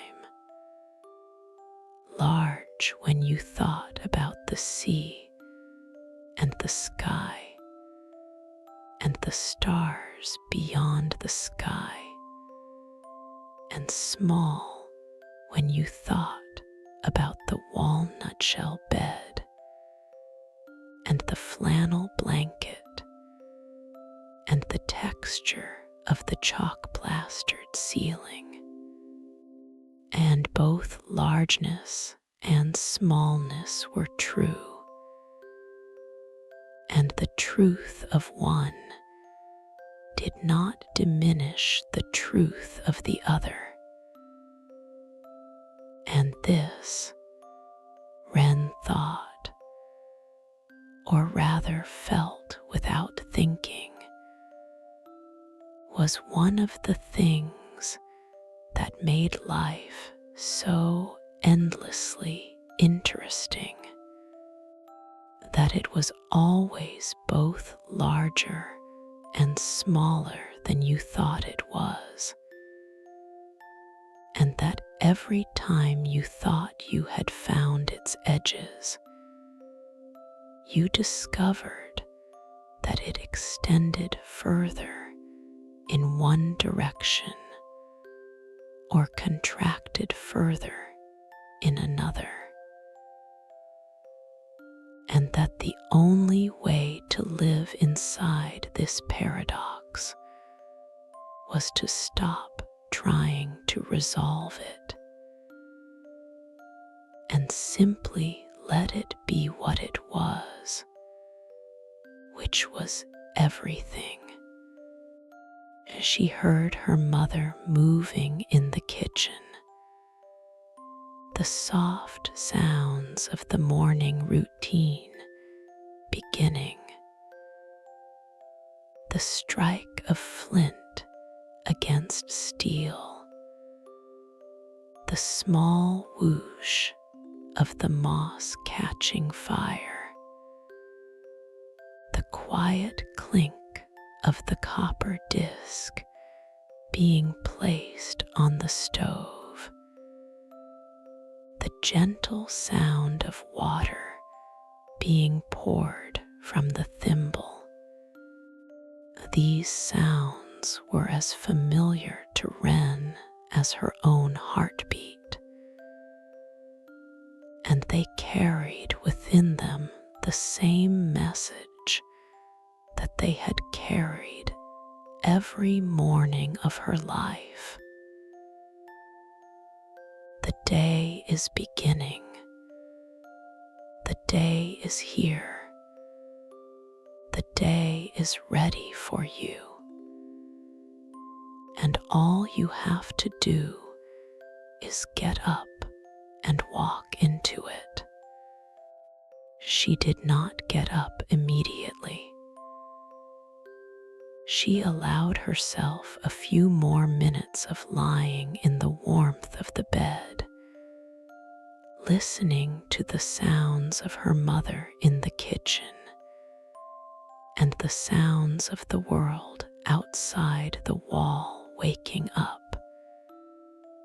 And she felt, in those minutes, a kind of happiness that was not exciting or thrilling, or even particularly noticeable, but that was there, underneath everything else, like a bass note in a piece of music that you don't consciously hear,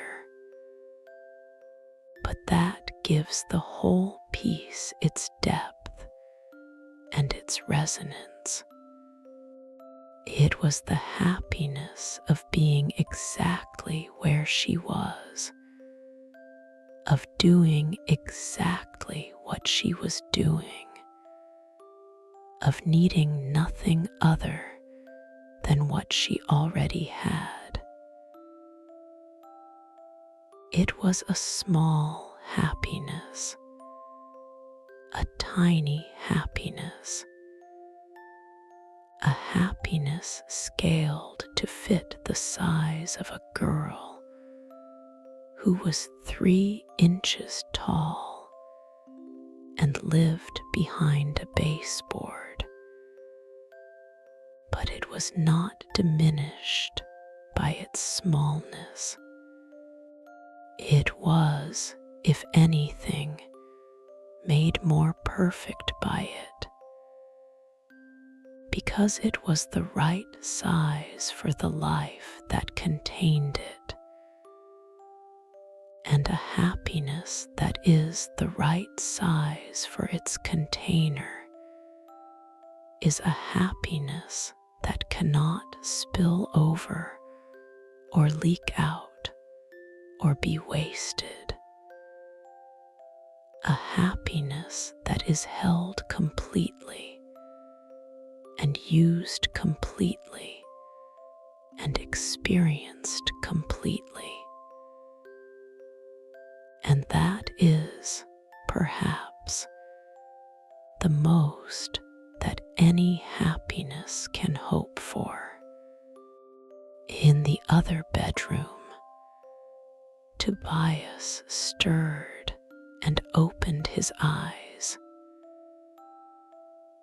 He did not move for a moment, but simply lay in his bed, facing the wall, feeling the gradual warming of the air as the morning light crept across the kitchen floor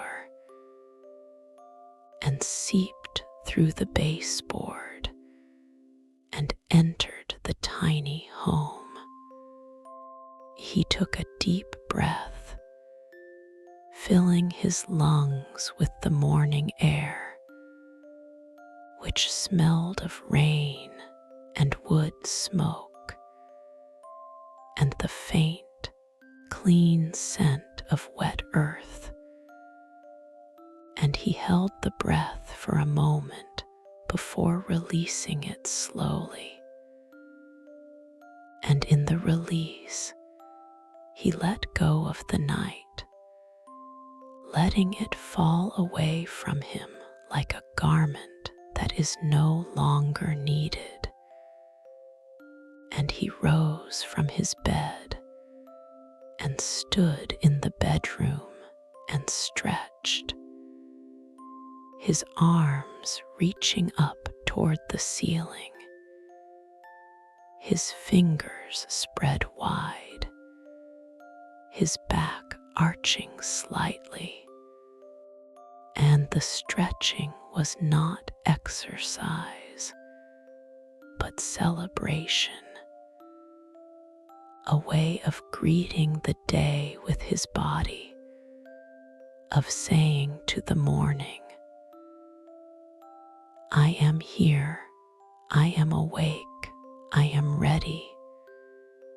And his body, which had served him so well for so many years, responded to the greeting with a series of small pops and creaks that were not sounds of distress, but sounds of acknowledgement, the way a door creaks when it is opened not because it is broken, but because it is announcing itself, saying, I am opening, I am here, I am doing what I was made to do. In the sitting room, Aldrich was already awake. He had been awake for some time, though he had not moved from his cushion. He had simply lain there under his wool blanket, with his eyes open, watching the light change in the room, watching the gray darkness of the night give way to the gray light of the dawn, watching the marble in its niche, which had begun to glow again now that there was light for it to absorb and release. Though the glow was different in the morning from what it was in the afternoon, softer and cooler, with more blue in it and less green, as though the marble, like a person, felt different in the morning from how it felt in the afternoon, and expressed that difference through the only language it had: light. Aldrich did not try to get up. He knew that someone would come for him, as someone always did. Marin would bring him a cup of warm tea and help him sit up and hold the cup while he drank. And then she would help him stand and walk to the kitchen, where his breakfast would be waiting on the bark table. This was the routine, and Aldrich followed it, not because he could not do these things for himself,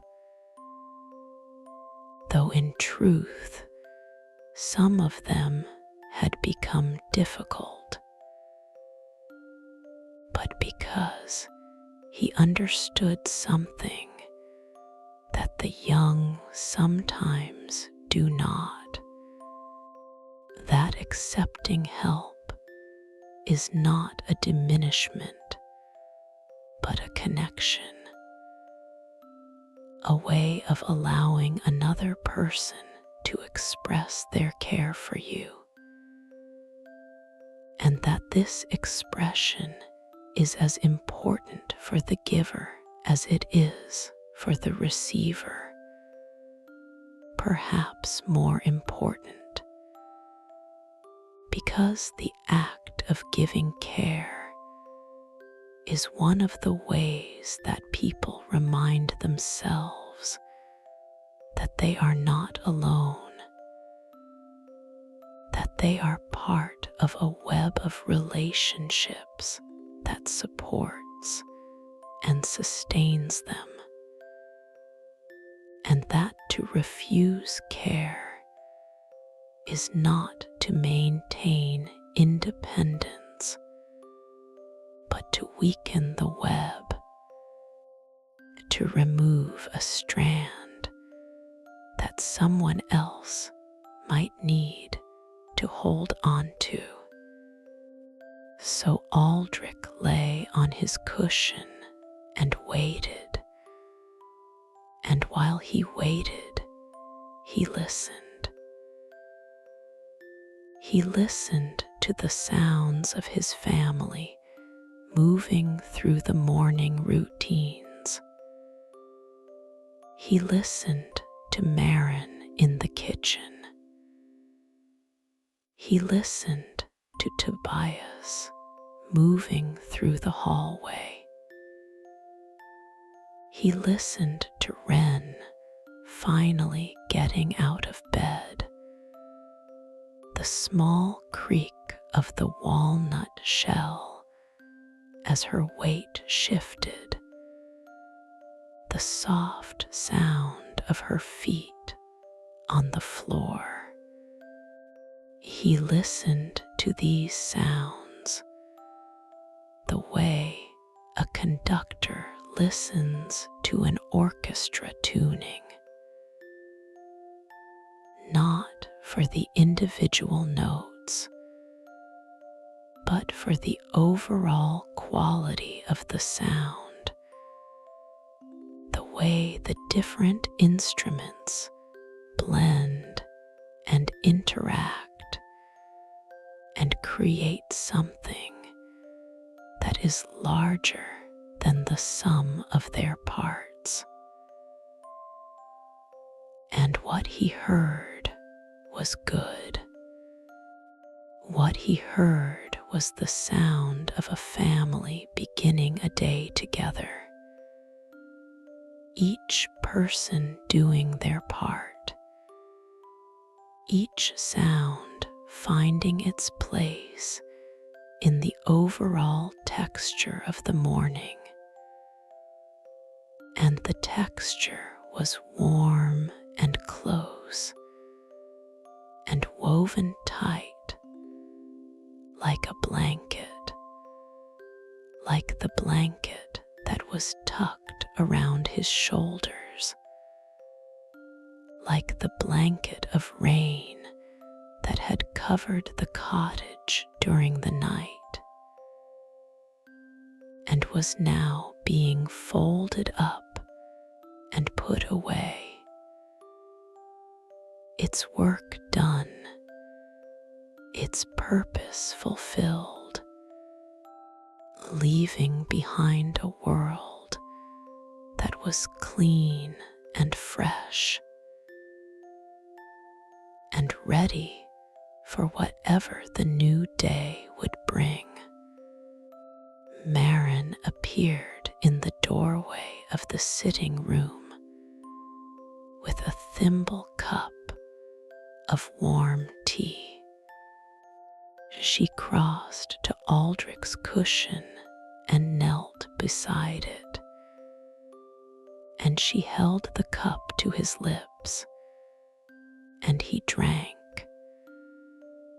and the tea was warm and slightly bitter and tasted of chamomile, which Marin had foraged from the garden in the summer and had dried and stored for exactly this purpose, for the morning cup of tea that was not a luxury but a necessity, a small, warm, bitter beginning to the day that said, before you step out into the world, let the world come to you in a cup, in a sip, in a single flower's worth of fragrance and warmth, and let it remind you that the world is not something to be confronted or conquered, but something to be received, sip by sip, moment by moment, one small, warm, bittersweet taste at a time. Aldrich drank the tea and opened his eyes fully and looked at Marin, and he smiled, and the smile was small and slight and barely visible, but Marin saw it, and she saw in it everything she needed to see.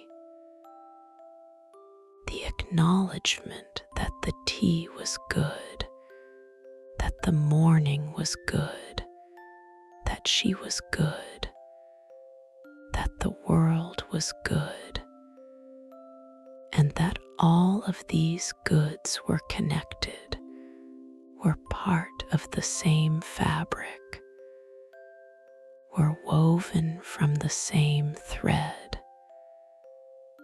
and that the thread was strong and would hold. "Good morning," Marin said. "Good morning," Aldrich replied, and his voice was like the first light of dawn, thin and pale and weak, but unmistakable, a voice that said, "I am still here, I am still awake, I am still part of this, and that is enough." The morning unfolded. Tobias sat at the bark table and ate his breakfast, which was a small portion of the warmed bread crumbs from the night before, garnished with a fresh piece of lavender that Marin had found in the store.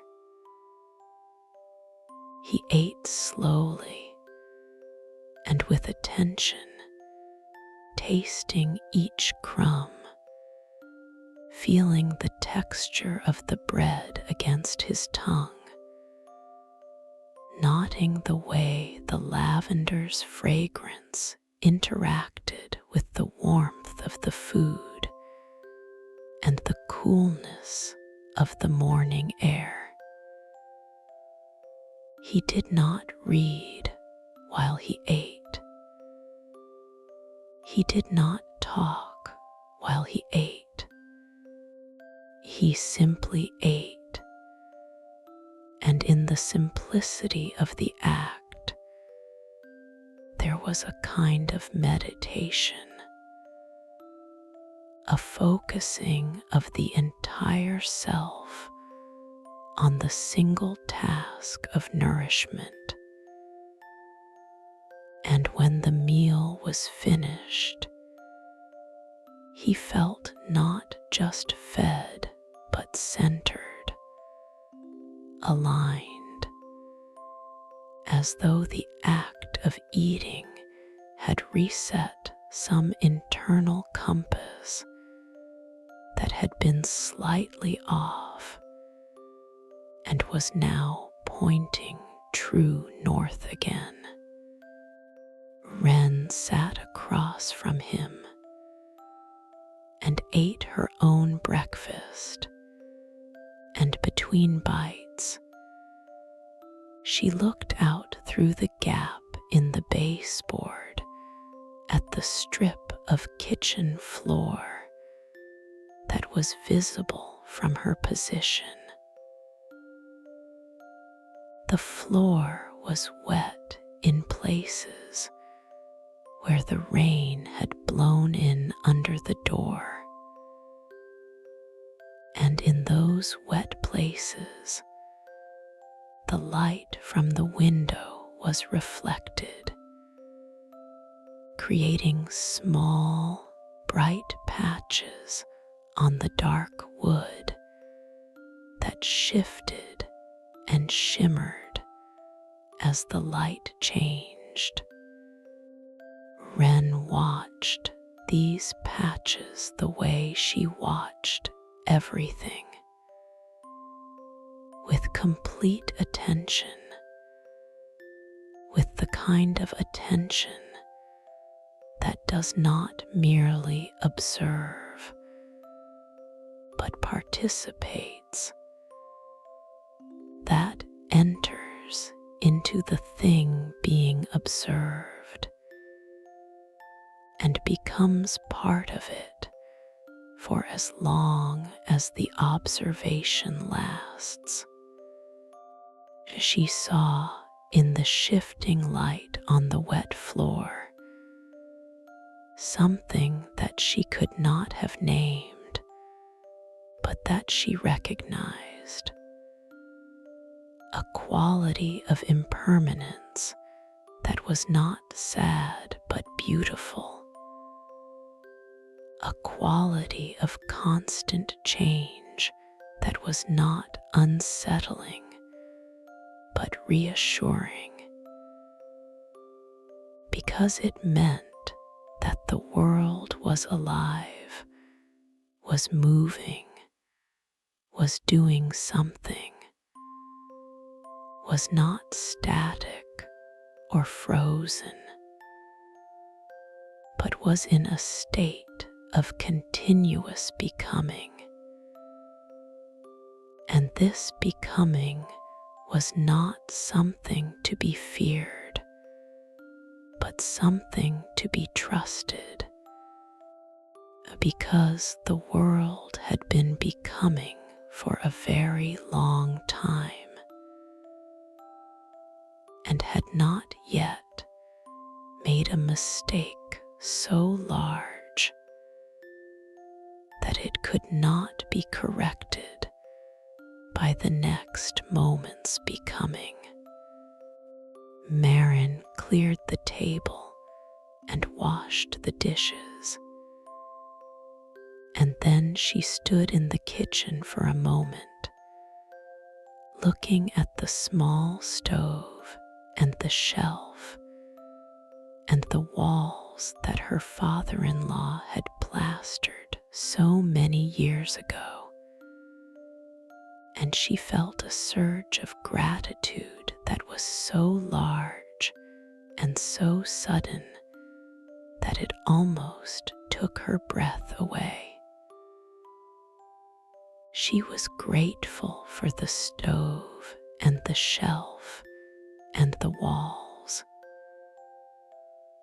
She was grateful for the home and the family and the rain that had fallen during the night. She was grateful for the crumbs and the lavender and the tea. She was grateful for the marble and the book of sounds and the walnut shell beds. She was grateful for the gap in the baseboard and the strip of kitchen floor and the wet patches of light that Wren was watching. She was grateful for the woman who lived in the cottage and who baked bread on Saturdays and left the window open when it rained. She was grateful for the man who had built the cottage, the man who had wanted a quiet life and had taken 3 years to build it and had chosen each stone by touch.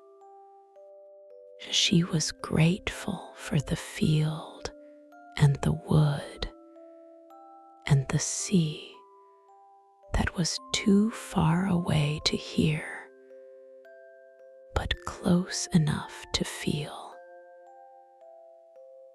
She was grateful for the rain and the wind and the clouds and the sky. She was grateful for the bulbs in the garden that were growing in the dark. She was grateful for the whole, entire, impossibly large and impossibly small and impossibly complicated and impossibly simple world. And she was grateful for her place in it, which was small but not insignificant, which was humble but not unworthy, which was exactly what it was supposed to be, and which was, at this moment, exactly where she wanted to be. She took a deep breath and let the gratitude settle inside her, not holding on to it, but not letting it go either, simply allowing it to be where it was, in her chest, in her body, in her awareness.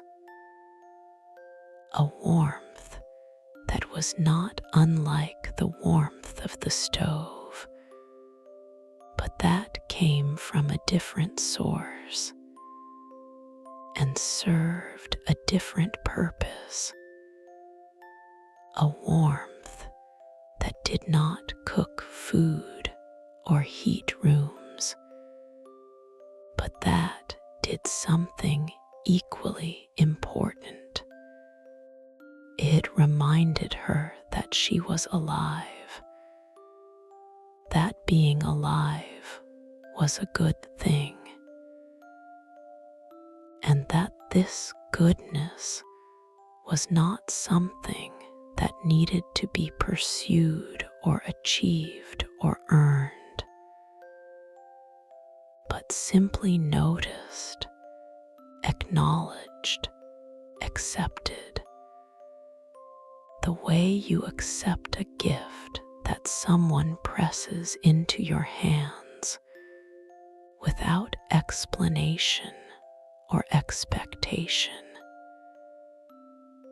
A gift that is given freely and that asks nothing in return except to be received. The day continued. Tobias went to work on a project he had been planning for some time.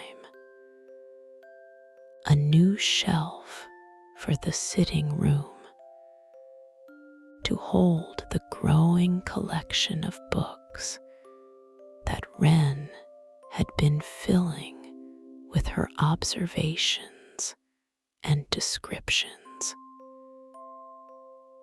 He had selected the materials with care.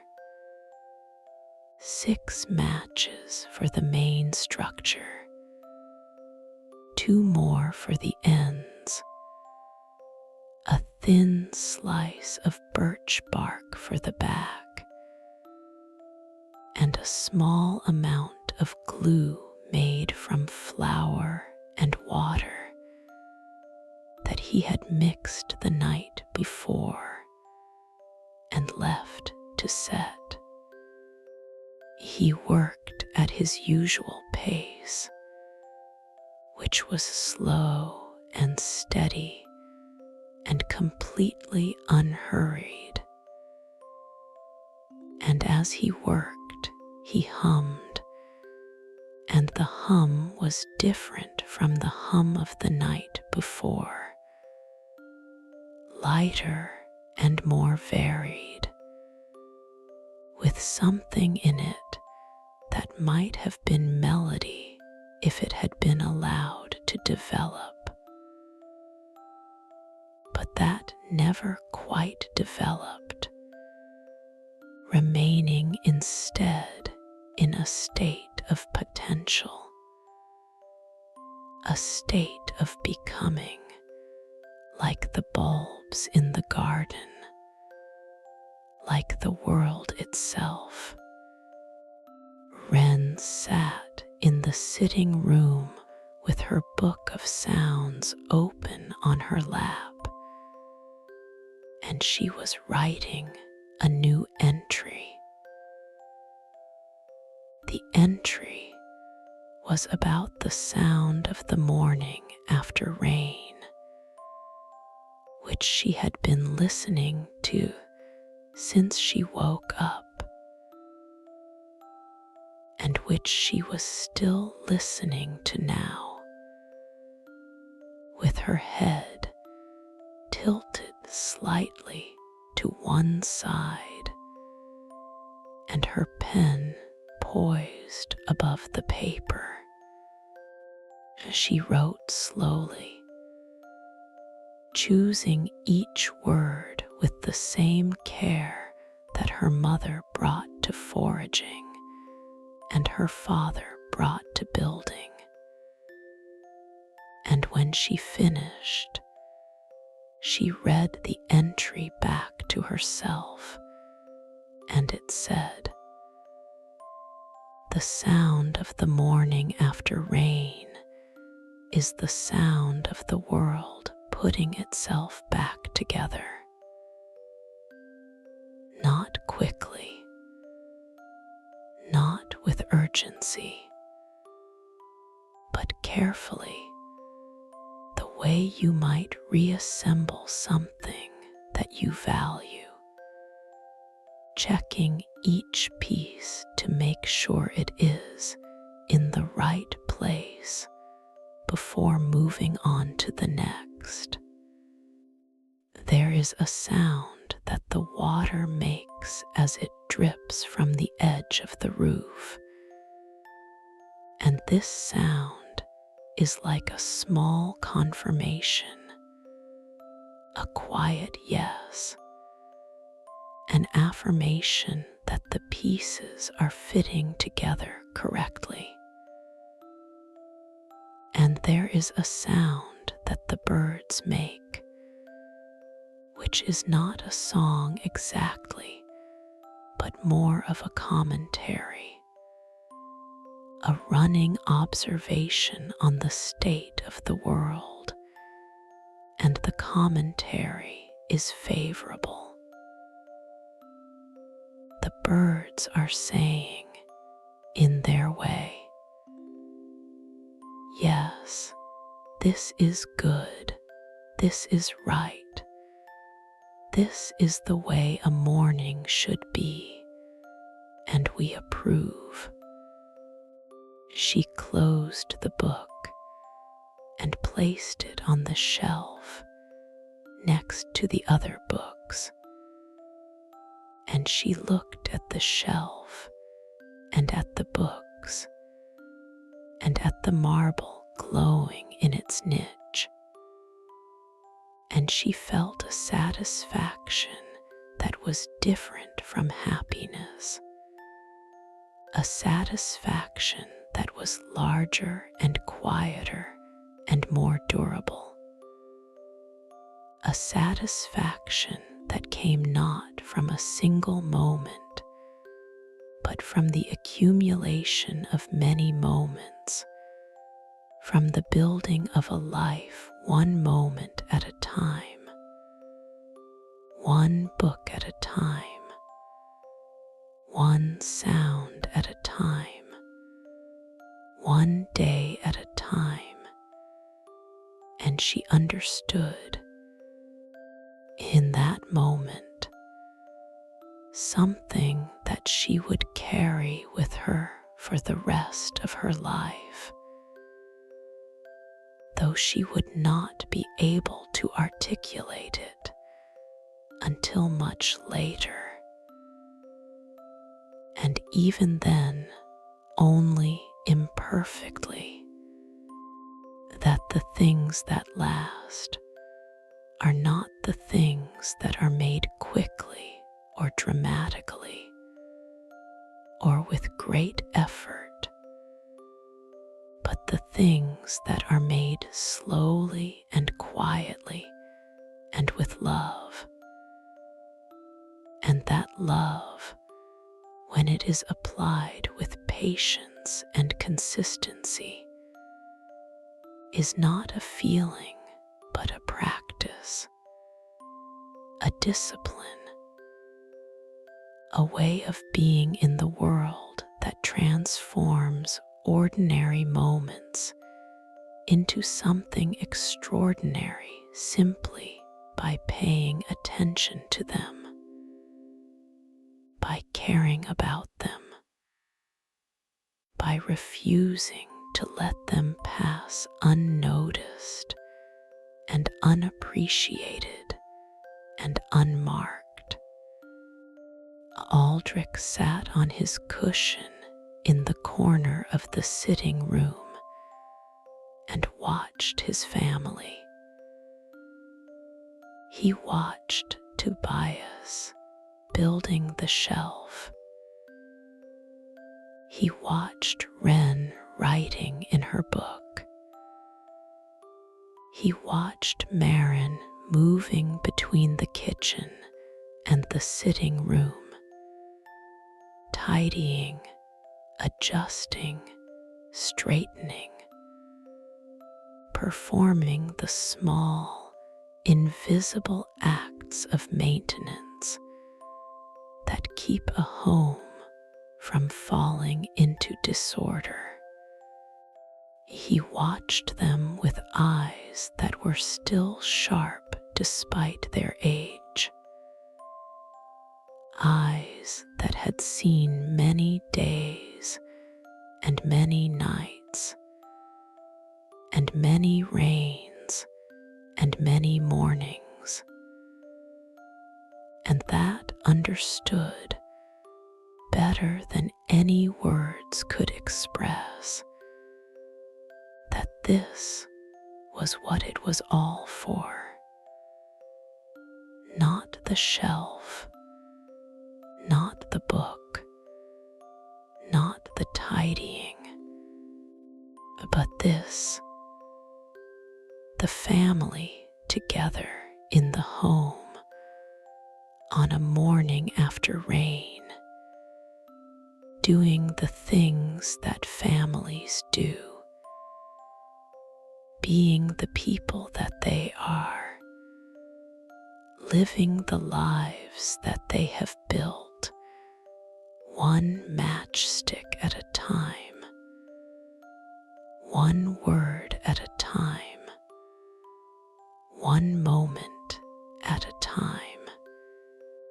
He leaned back against the wall and closed his eyes, and behind his closed eyes, he saw not darkness, but a kind of light, a warm, golden light that was not the light of the sun or the light of the marble, but the light of memory, the light of all the mornings and afternoons and evenings and nights that he had lived inside this home. And the light was not fading, but growing, accumulating, building, the way a snowball grows as it rolls down a hill, gathering more and more of the world to itself as it goes, until by the end it contains within it not just the snow of the hillside, but the dirt and the leaves and the twigs and the seeds and the small insects and everything else that it has touched on its journey. And it is no longer just a snowball, but a record of the journey itself, a physical manifestation of the distance it has traveled and the things it has encountered. And this, Aldrich thought, was what a life was. Not a single, pure, unblemished thing, but a gathered thing, an accumulated thing, a thing that contained within it everything it had ever touched and everyone it had ever loved and every place it had ever been. And that this accumulation was not a corruption or a degradation, but an enrichment, a deepening, a making more of the thing that you were. And that the more you lived, and the more you loved, and the more you touched, and were touched by the world, the larger and deeper and richer you became, not in a way that could be measured or quantified, but in a way that could be felt, in the way that a room feels different when it has been lived in for a long time, as though the walls have absorbed something of the life that has been lived inside them and are now holding it gently, keeping it safe, radiating it back into the room in the form of a warmth that has nothing to do with temperature and everything to do with presence.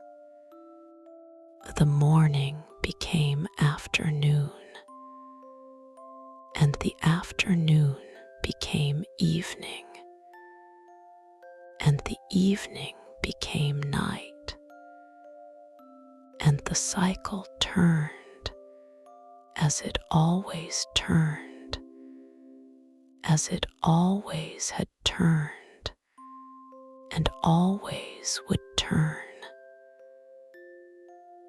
And the tiny family moved through the hours of the day the way they always moved through them, with care, with attention, with love, with the quiet, steady, unhurried patience of people who understand that life is not a race to be run, but a path to be walked,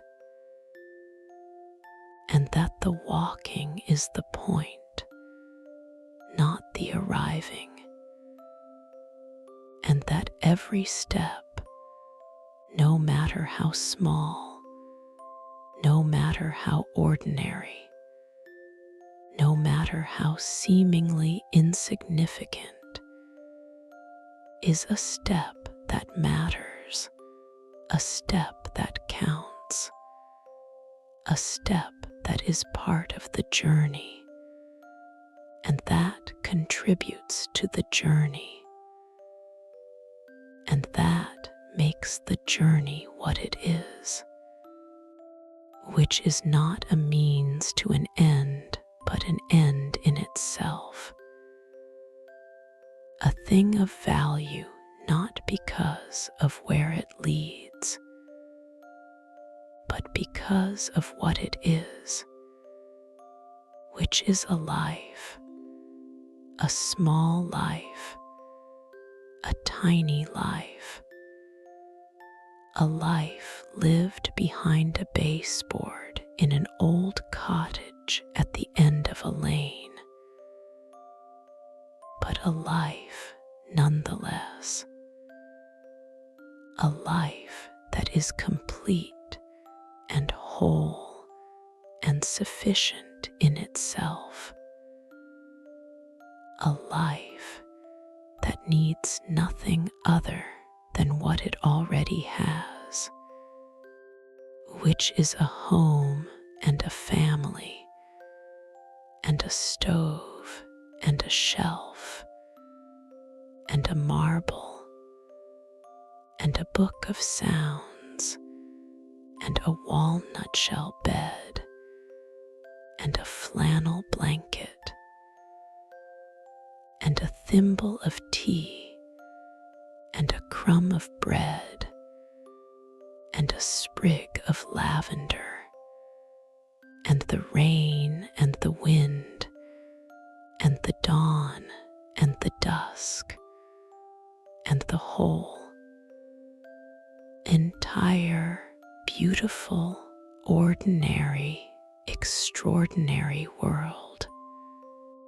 And now, as the night settles over the cottage and the lane and the field and the wood and the world, as the darkness wraps itself around everything like a blanket,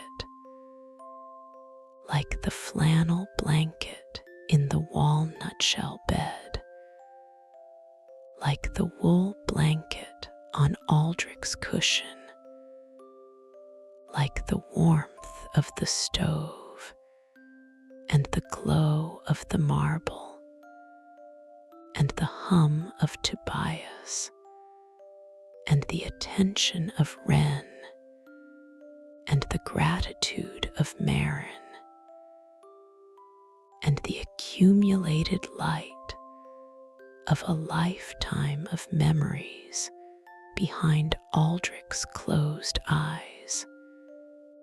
As all of this settles and stills and becomes quiet, let yourself settle and still and become quiet too. Let the rain fall, even if there is no rain. Let the marble glow, even if there is no marble. Let the warmth of the stove reach you, even if there is no stove. Let the hum of Tobias fill the space around you, even if there is no Tobias. Let the attention of Wren remind you that the world is full of small, beautiful things that are waiting to be noticed, even if there is no Wren. Let the gratitude of Marin remind you that being alive is a gift, even if there is no Marin. Let the accumulated light of Aldrich remind you that your life, whatever its size, whatever its scale, whatever its apparent significance, is a life that matters, that contains within it everything it has ever touched and everyone it has ever loved, and that this accumulation is not a burden but a treasure, even if there is no Aldrich. Close your eyes. Feel the warmth beneath you and the weight above you and the stillness around you. Listen to the sound of the world settling into night, the small sounds that are always there, but that are only heard when everything else is quiet. The creak of a house, the hum of a distant road, the rhythm of your own breathing, which is the oldest and most reliable sound you will ever hear. The sound that has been with you since the moment you were born, and that will be with you until the moment you are not. A sound that says, I am here, I am alive, I am breathing. And that is enough. That is more than enough. That is everything. Let the day go. Close the doors on it, one by one, gently, softly, without locking them. Let the moments of the day settle into the past, where they will join all the other days that have passed, adding to the accumulation, contributing to the richness, becoming part of the light that shines behind your closed eyes when you remember, when you look back, when you feel the weight of all the living you have done pressing gently against you from the inside, holding you down into the bed, into the warmth, into the stillness, into the safety of this moment, which is the only moment that matters right now, which is the only moment you need to be in, which is enough. Sleep now. Sleep the way the tiny family sleeps, safely, warmly, completely, without fear, without anxiety, without the need to be anywhere other than where you are. Sleep the way the bulbs in the garden sleep, in the dark, in the quiet, doing the slow, invisible work of becoming. Sleep the way the marble rests,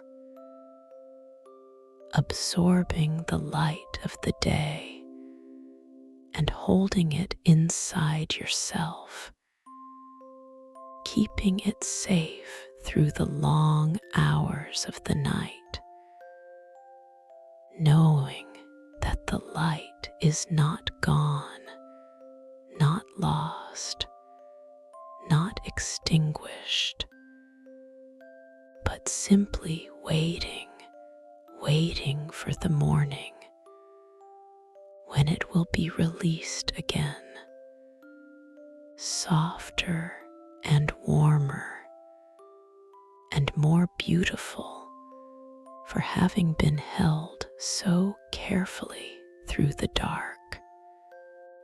Sleep now. Sleep well. Sleep deeply. Sleep completely.